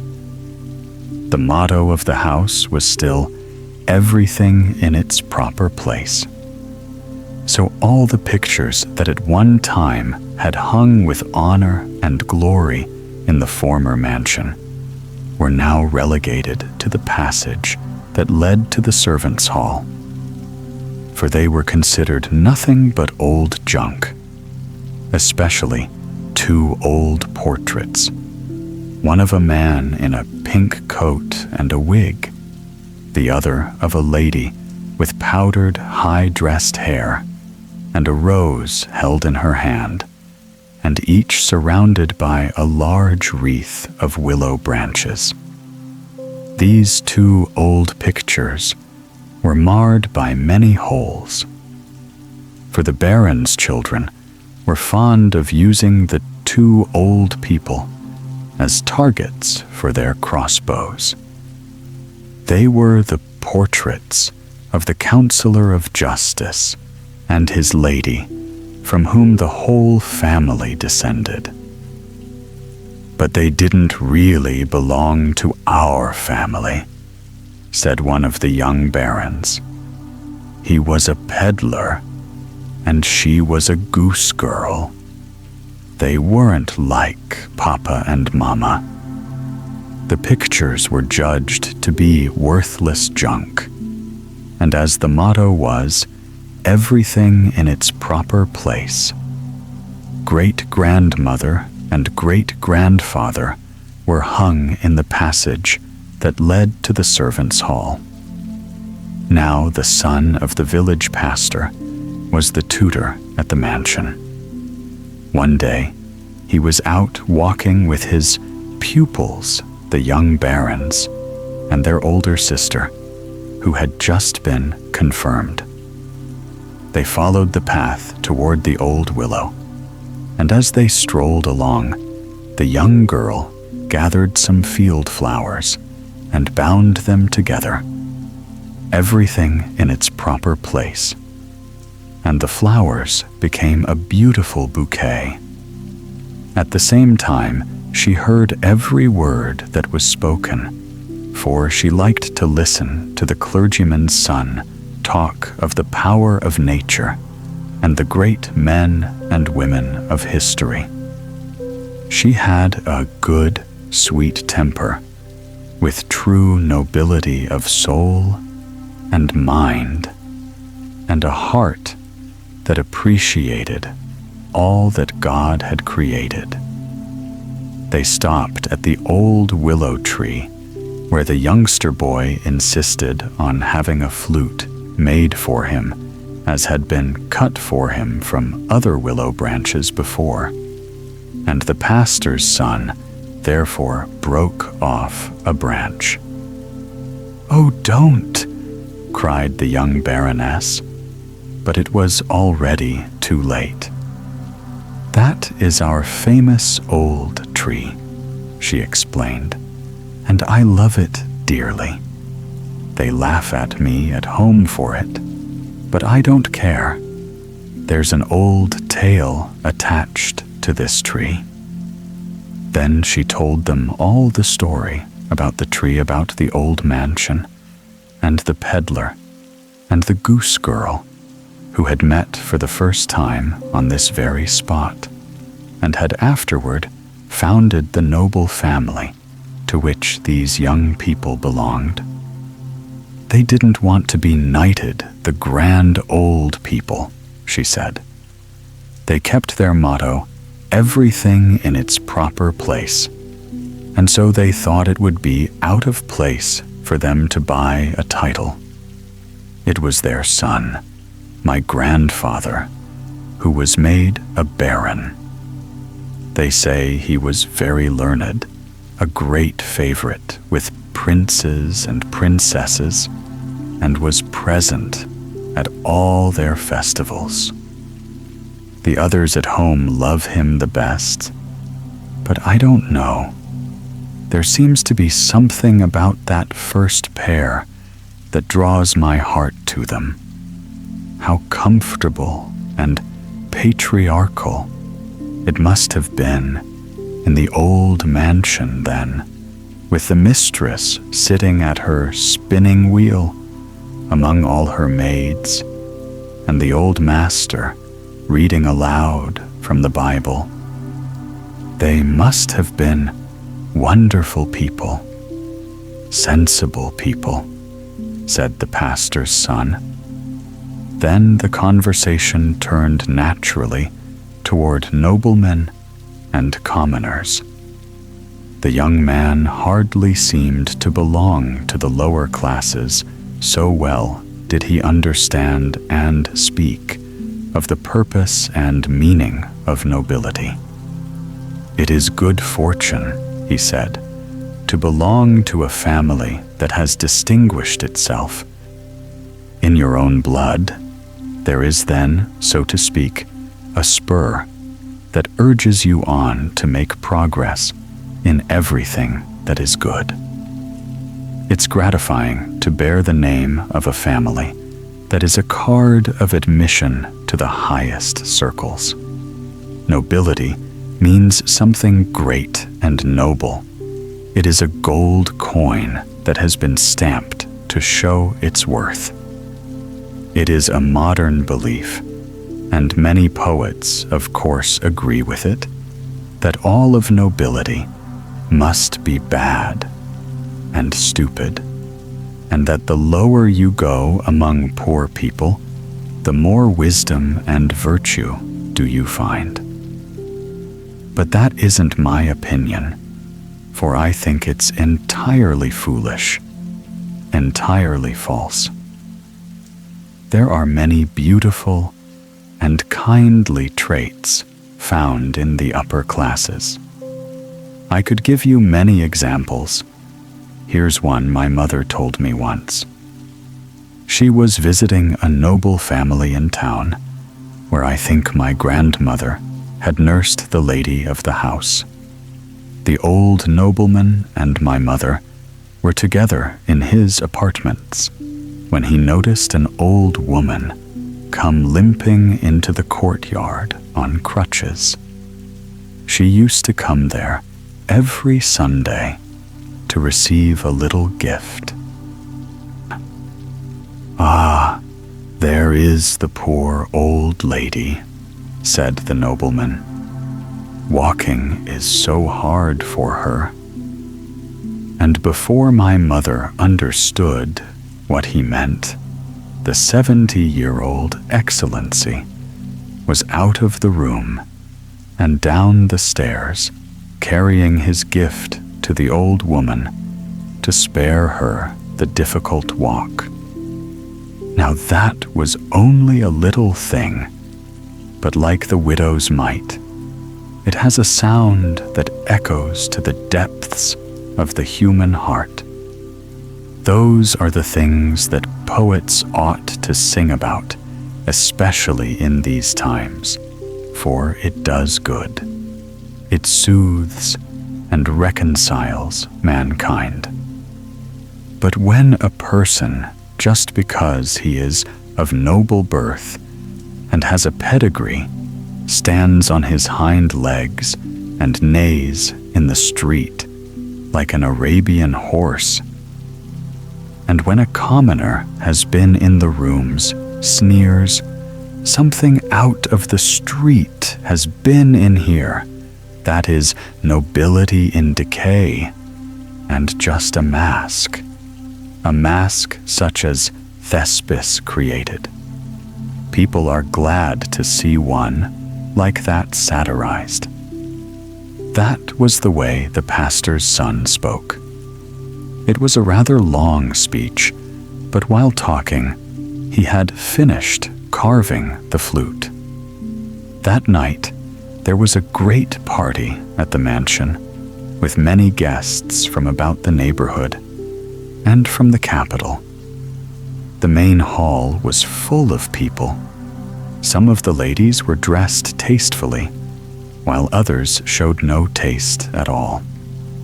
The clergymen of the neighborhood remained gathered respectfully in a corner, looking as if they were conducting a burial service there.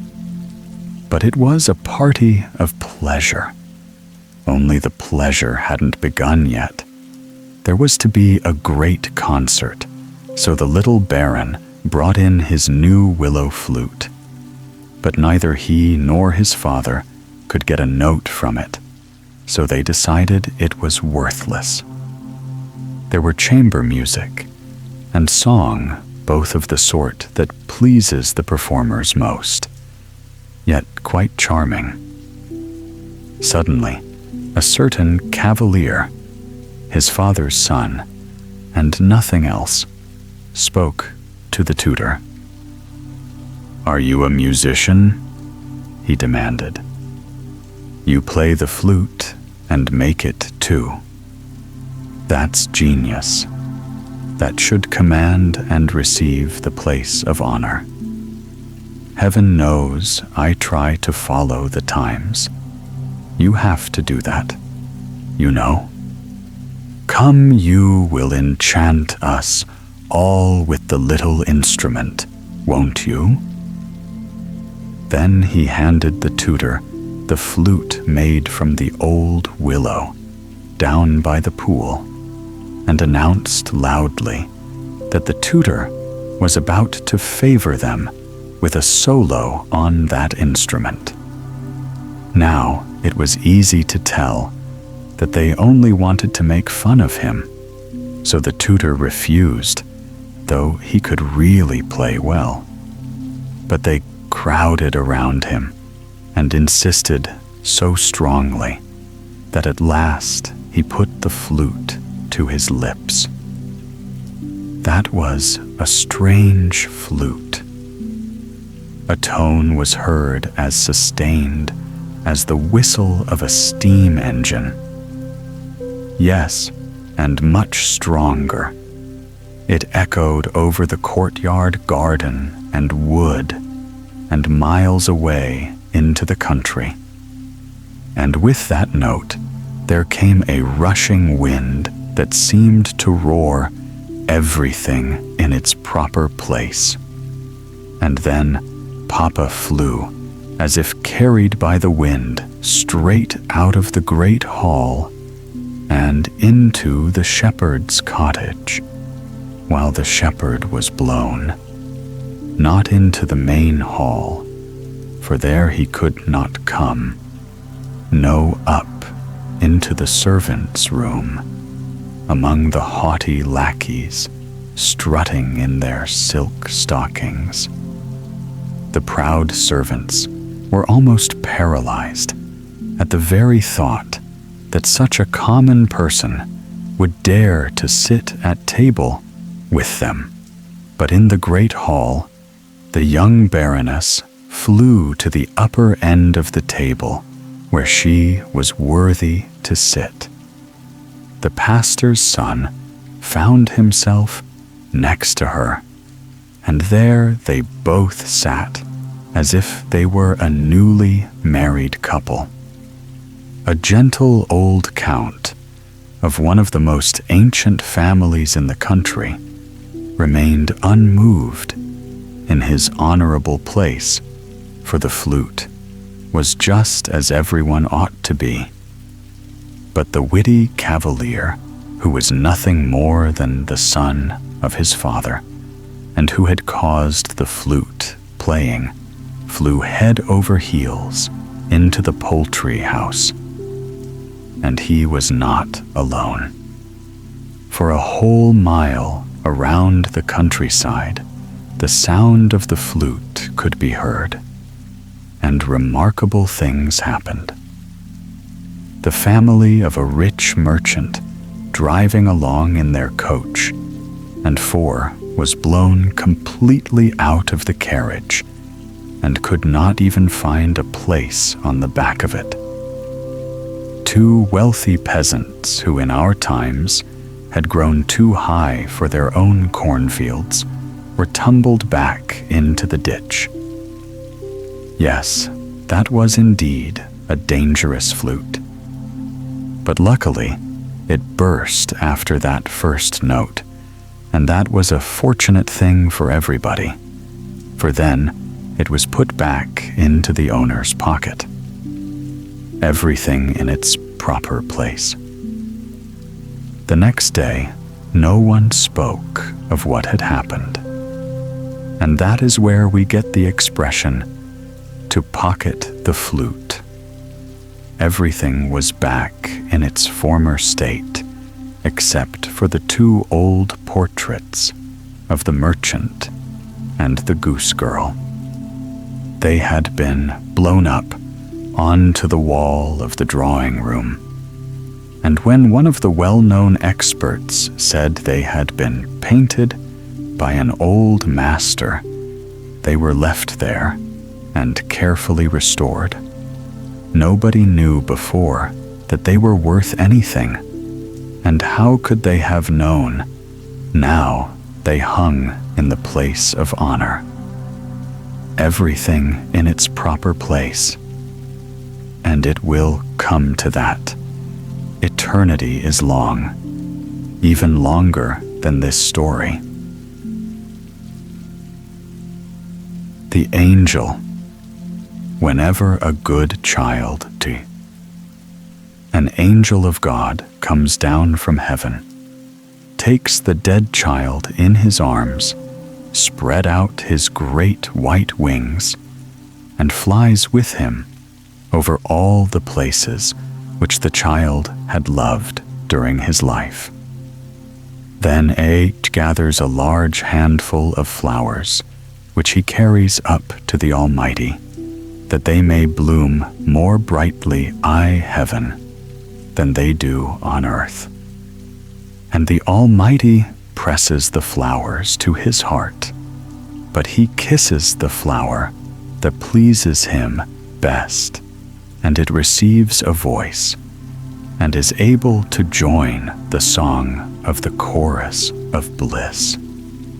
These words were spoken by an angel of God as he carried a dead child up to heaven, and the child listened as if in a dream. Then they passed over well-known spots where the little one had often played, and through beautiful gardens full of lovely flowers. Which of these shall we take with us to heaven to be transplanted there? Asked the angel. Close by grew a slender, beautiful rose bush, but some wicked hand had broken the stem, and the half-opened rosebuds hung faded and withered on the trailing branches. Poor rose bush, said the child. Let us take it with us to heaven, that it may bloom above in God's garden. The angel took up the rose bush. Then he kissed the child, and the little one half opened his eyes. The angel gathered also some beautiful flowers, as well as a few humble buttercups and heartsease. "Now we have flowers enough," said the child. But the angel only nodded. He did not fly upward to heaven. It was night, and quite still in the great town. Here they remained, and the angel hovered over a small, narrow street in which lay a large heap of straw ashes and sweepings from the houses of people who had removed. There lay fragments of plates, pieces of plaster, rags, old hats, and other rubbish not pleasant to see. Amidst all this confusion, the angel pointed to the pieces of a broken flower pot and to a lump of earth which had fallen out of it. The earth had been kept from falling to pieces by the roots of a withered field flower, which had been thrown amongst the rubbish. "We will take this with us," said the angel. "I will tell you why as we fly along." And as they flew, the angel related the history. Down in that narrow lane in a low cellar lived a poor, sick boy. He had been afflicted from his childhood, and even in his best days, he could just manage to walk up and down the room on crutches once or twice, but no more. During some days in summer, the sunbeams would lie on the floor of the cellar for about half an hour. In this spot, the poor sick boy would sit warming himself in the sunshine and watching the red blood through his delicate fingers as he held them before his face. Then he would say he had been out, yet he knew nothing of the green forest in its spring verdure, till a neighbor's son brought him a green bough from a beech tree. This he would place over his head and fancy that he was in the beech wood, while the sun shone and the birds caroled gaily. One spring day, the neighbor's boy brought him some field flowers, and among them was one to which the root still adhered. This he carefully planted in a flower pot and placed in a window seat near his bed. And the flower had been planted by a fortunate hand, for it put forth fresh shoots and blossomed every year. It became a splendid flower garden to the sick boy and his little treasure upon earth. He watered it and cherished it, and took care it should have the benefit of every sunbeam that found its way into the cellar from the earliest morning ray to the evening sunset. The flower entwined itself even in his dreams. For him, it bloomed, for him spread its perfume, and it gladdened his eyes, and to the flower he turned even in death when the Lord called him. He has been 1 year with God. During that time, the flower has stood in the window, withered and forgotten, till at length cast out among the sweepings into the street on the day of the lodger's removal.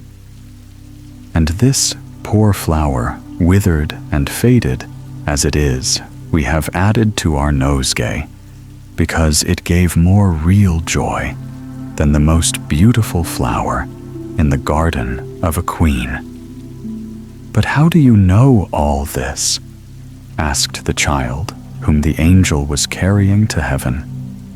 "I know it," said the angel, "because I myself was the poor sick boy who walked upon crutches, and I know my own flower well." Then the child opened his eyes and looked into the glorious, happy face of the angel. And at the same moment, they found themselves in that heavenly home where all is happiness and joy. And God pressed the dead child to his heart, and wings were given him so that he could fly with the angel hand in hand. Then the Almighty pressed all the flowers to his heart, but he kissed the withered field flower, and it received a voice. Then it joined in the song of the angels, who surrounded the throne, some near, and others in a distant circle, but all equally happy.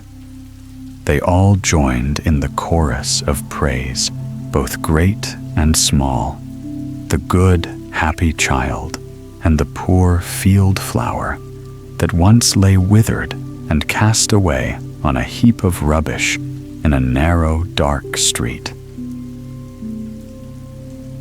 Something. I mean to be somebody and do something useful in the world, said the eldest of 5 brothers. I don't care how humble my position is, so that I can only do some good, which will be something. I intend to be a brick maker.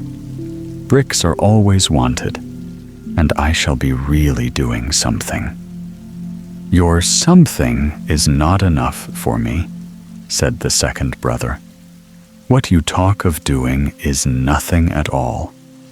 It is journeyman's work, or might even be done by a machine.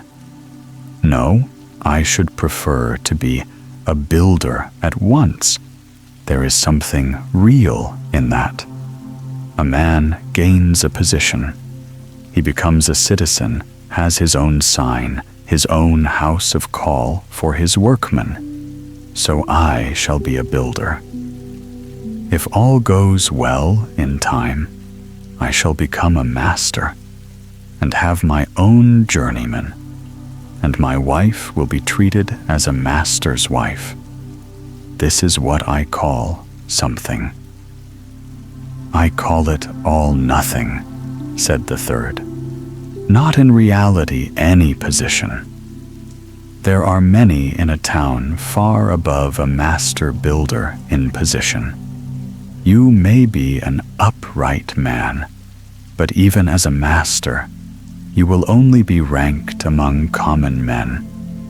I know better what to do than that.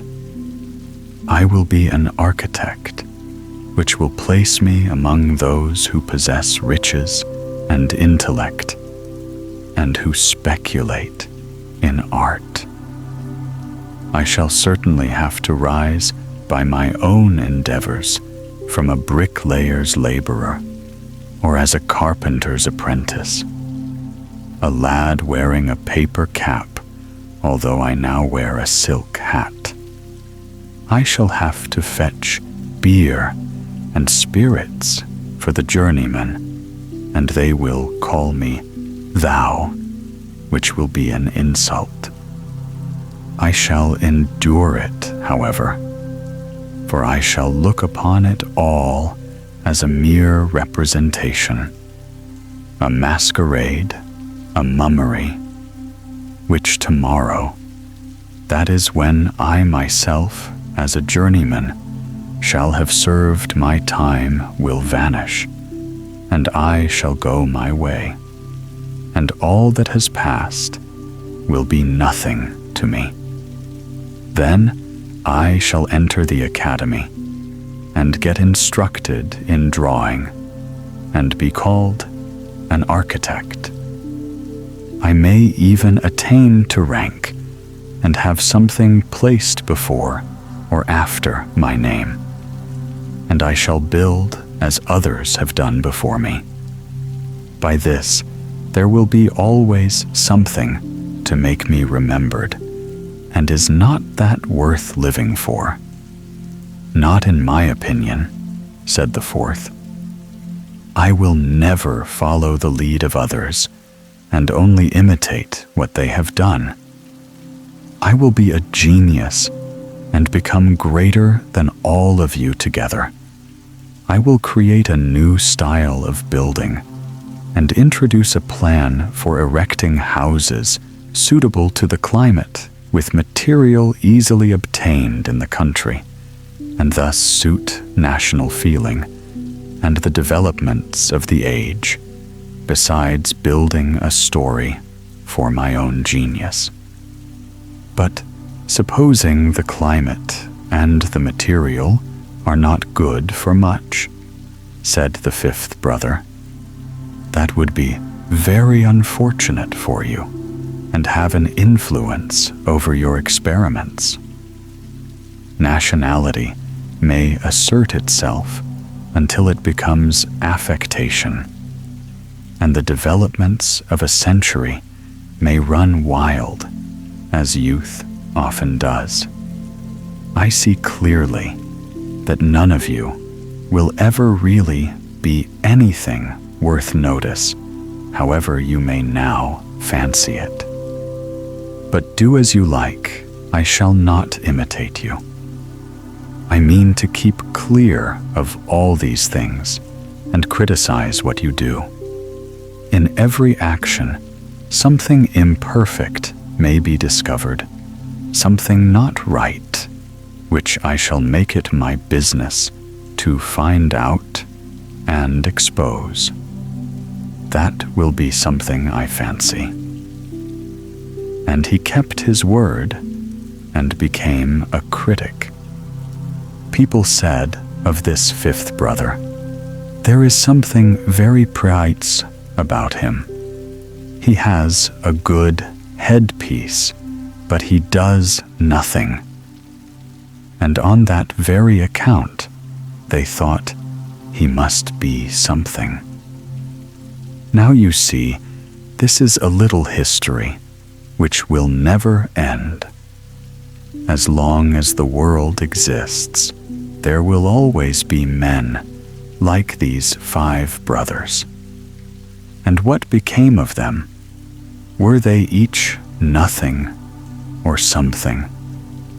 You shall hear. It is quite a history. The eldest brother, he who fabricated bricks, soon discovered that each brick, when finished, brought him in a small coin, if only a copper one. And many copper pieces, if placed one upon another, can be changed into a shining shilling.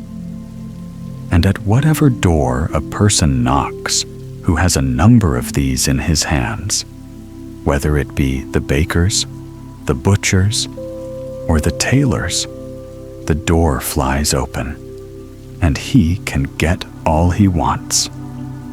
So you see the value of bricks.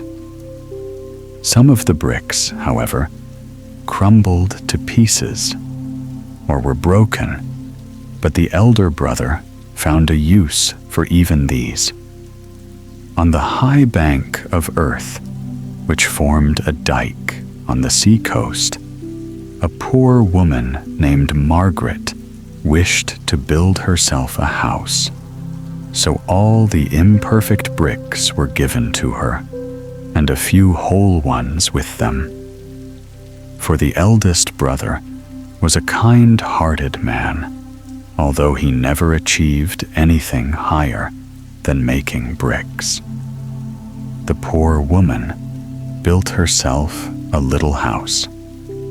It was small and narrow, and the window was quite crooked, the door too low, and the straw roof might have been better thatched. But still, it was a shelter, and from within you could look far over the sea, which dashed wildly against the sea wall on which the little house was built. The salt waves sprinkled their white foam over it, but it stood firm and remained long after he who had given the bricks to build it was dead and buried. The second brother, of course, knew better how to build than poor Margaret, for he served an apprenticeship to learn it. When his time was up, he packed up his knapsack and went on his travels, singing the journeyman's song. While young, I can wander without a care and build new houses everywhere. Fair and bright are my dreams of home, always thought of wherever I roam. Hurrah for a workman's life of glee. There's a loved one at home who thinks of me. Home and friends I can ne'er forget, and I mean to be a master yet. And that is what he did. On his return home, he became a master builder, built one house after another in the town, till they formed quite a street, which, when finished, became really an ornament to the town. These houses built a house for him in return, which was to be his own. But how can houses build a house? If the houses were asked, they could not answer. But the people would understand and say, certainly, the street built his house for him. It was not very large, and the floor was of lime. But when he danced with his bride on the lime-covered floor, it was to him white and shining, and from every stone in the wall, flowers seemed to spring forth and decorate the room as with the richest tapestry. It was really a pretty house, and in it were a happy pair. The flag of the corporation fluttered before it, and the journeymen and apprentices shouted, "Hurrah!" He had gained his position.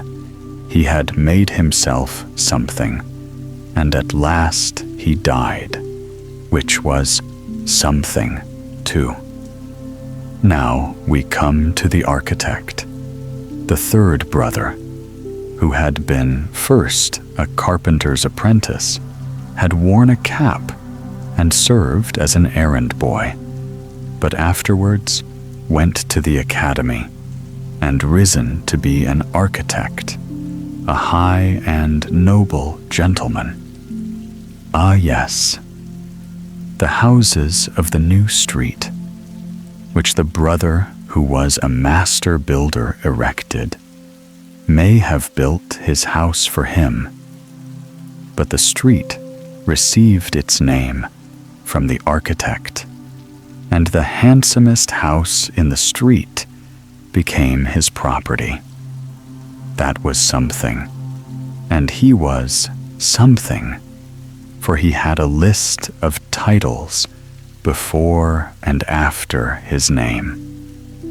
His children were called Wellborn, and when he died, his widow was treated as a lady of position, and that was something. His name remained always written at the corner of the street, and lived in everyone's mouth as its name. Yes, this also was something. And what about the genius of the family, the fourth brother, who wanted to invent something new and original?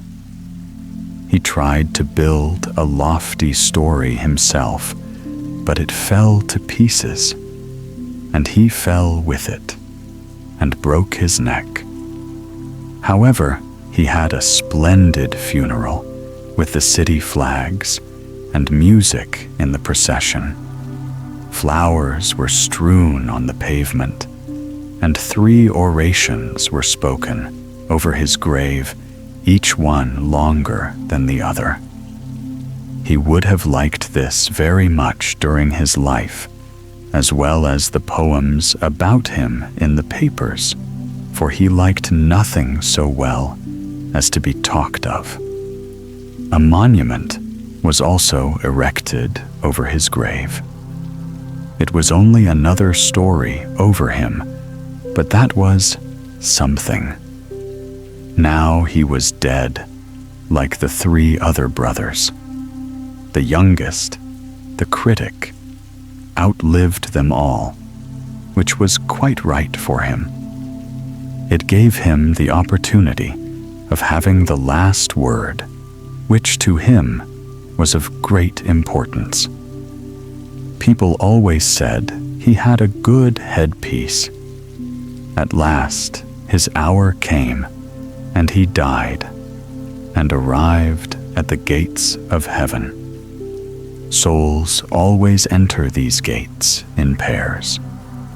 So he found himself standing and waiting for admission with another. And who should it be but old Dame Margaret from the house on the dike? It is evidently for the sake of contrast that I and this wretched soul should arrive here exactly at the same time, said the critic. Pray, who are you, my good woman? Said he. Do you want to get in here too? And the old woman curtsied as well as she could. She thought it must be St. Peter himself who spoke to her. I am a poor old woman, she said, without my family. I am old Margaret that lived in the house on the dike. Well, and what have you done? What great deed have you performed down below? I have done nothing at all in the world that could give me a claim to have these doors open for me, she said. It would be only through mercy that I can be allowed to slip in through the gate. In what manner did you leave the world? He asked, just for the sake of saying something, for it made him feel very weary to stand there and wait. How I left the world, she replied. Why, I can scarcely tell you. During the last years of my life, I was sick and miserable, and I was unable to bear creeping out of bed suddenly into the frost and cold. Last winter was a hard winter, but I have got over it all now. There were a few mild days, as your honor no doubt knows. The ice lay thickly on the lake, as far one could see. The people came from the town and walked upon it, and they say there were dancing and skating upon it, I believe, and a great feasting. The sound of beautiful music came into my poor little room where I lay. Towards evening, when the moon rose beautifully, though not yet in her full splendor, I glanced from my bed over the wide sea, and there, just where the sea and sky met, rose a curious white cloud. I lay looking at the cloud till I observed a little black spot in the middle of it, which gradually grew larger and larger, and then I knew what it meant. I am old and experienced, and although this token is not often seen, I knew it, and a shuddering seized me. Twice in my life had I seen this same thing, and I knew that there would be an awful storm with a spring tide which would overwhelm the poor people who were now out on the ice, drinking, dancing, and making merry. Young and old, the whole city were there. Who was to warn them if no one noticed the sign or knew what it meant? As I did, I was so alarmed that I felt more strength and life than I had done for some time. I got out of bed and reached the window. I could not crawl any farther from weakness and exhaustion, but I managed to open the window. I saw the people outside running and jumping about on the ice. I saw the beautiful flags waving in the wind. I heard the boys shouting, "Hurrah!" and the lads and lasses singing, and everything full of merriment and joy. But there was the white cloud with the black spot hanging over them.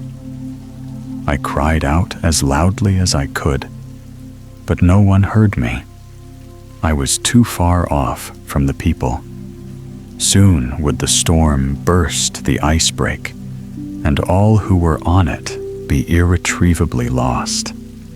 They could not hear me, and to go to them was quite out of my power. Oh, if I could only get them safe on land. Then came the thought, as if from heaven, that I would rather set fire to my bed and let the house be burnt down than that so many people should perish miserably. I got a light, and in a few moments the red flames leaped up as a beacon to them. I escaped, fortunately, as far as the threshold of the door, but there I fell down and remained. I could go no farther. The flames rushed out towards me, flickered on the window, and rose high above the roof. The people on the ice became aware of the fire and ran as fast as possible to help a poor sick woman who, as they thought, was being burnt to death. There was not one who did not run. I heard them coming, and I also, at the same time, was conscious of a rush of air and a sound like the roar of heavy artillery. The spring flood was lifting the ice, covering which break into 1,000 pieces. But the people had reached the seawall, where the sparks were flying round. I had saved them all, but I suppose I could not survive the cold and fright. So I came up here to the gates of paradise. I am told they are open to poor creatures, such as I am, and I have now no house left on earth. But I do not think that will give me a claim to be admitted here. Then the gates were opened, and an angel led the old woman in. She had dropped one little straw out of her straw bed when she set it on fire to save the lives of so many. It had been changed into the purest gold, into gold that constantly grew and expanded into flowers and fruit of immortal beauty.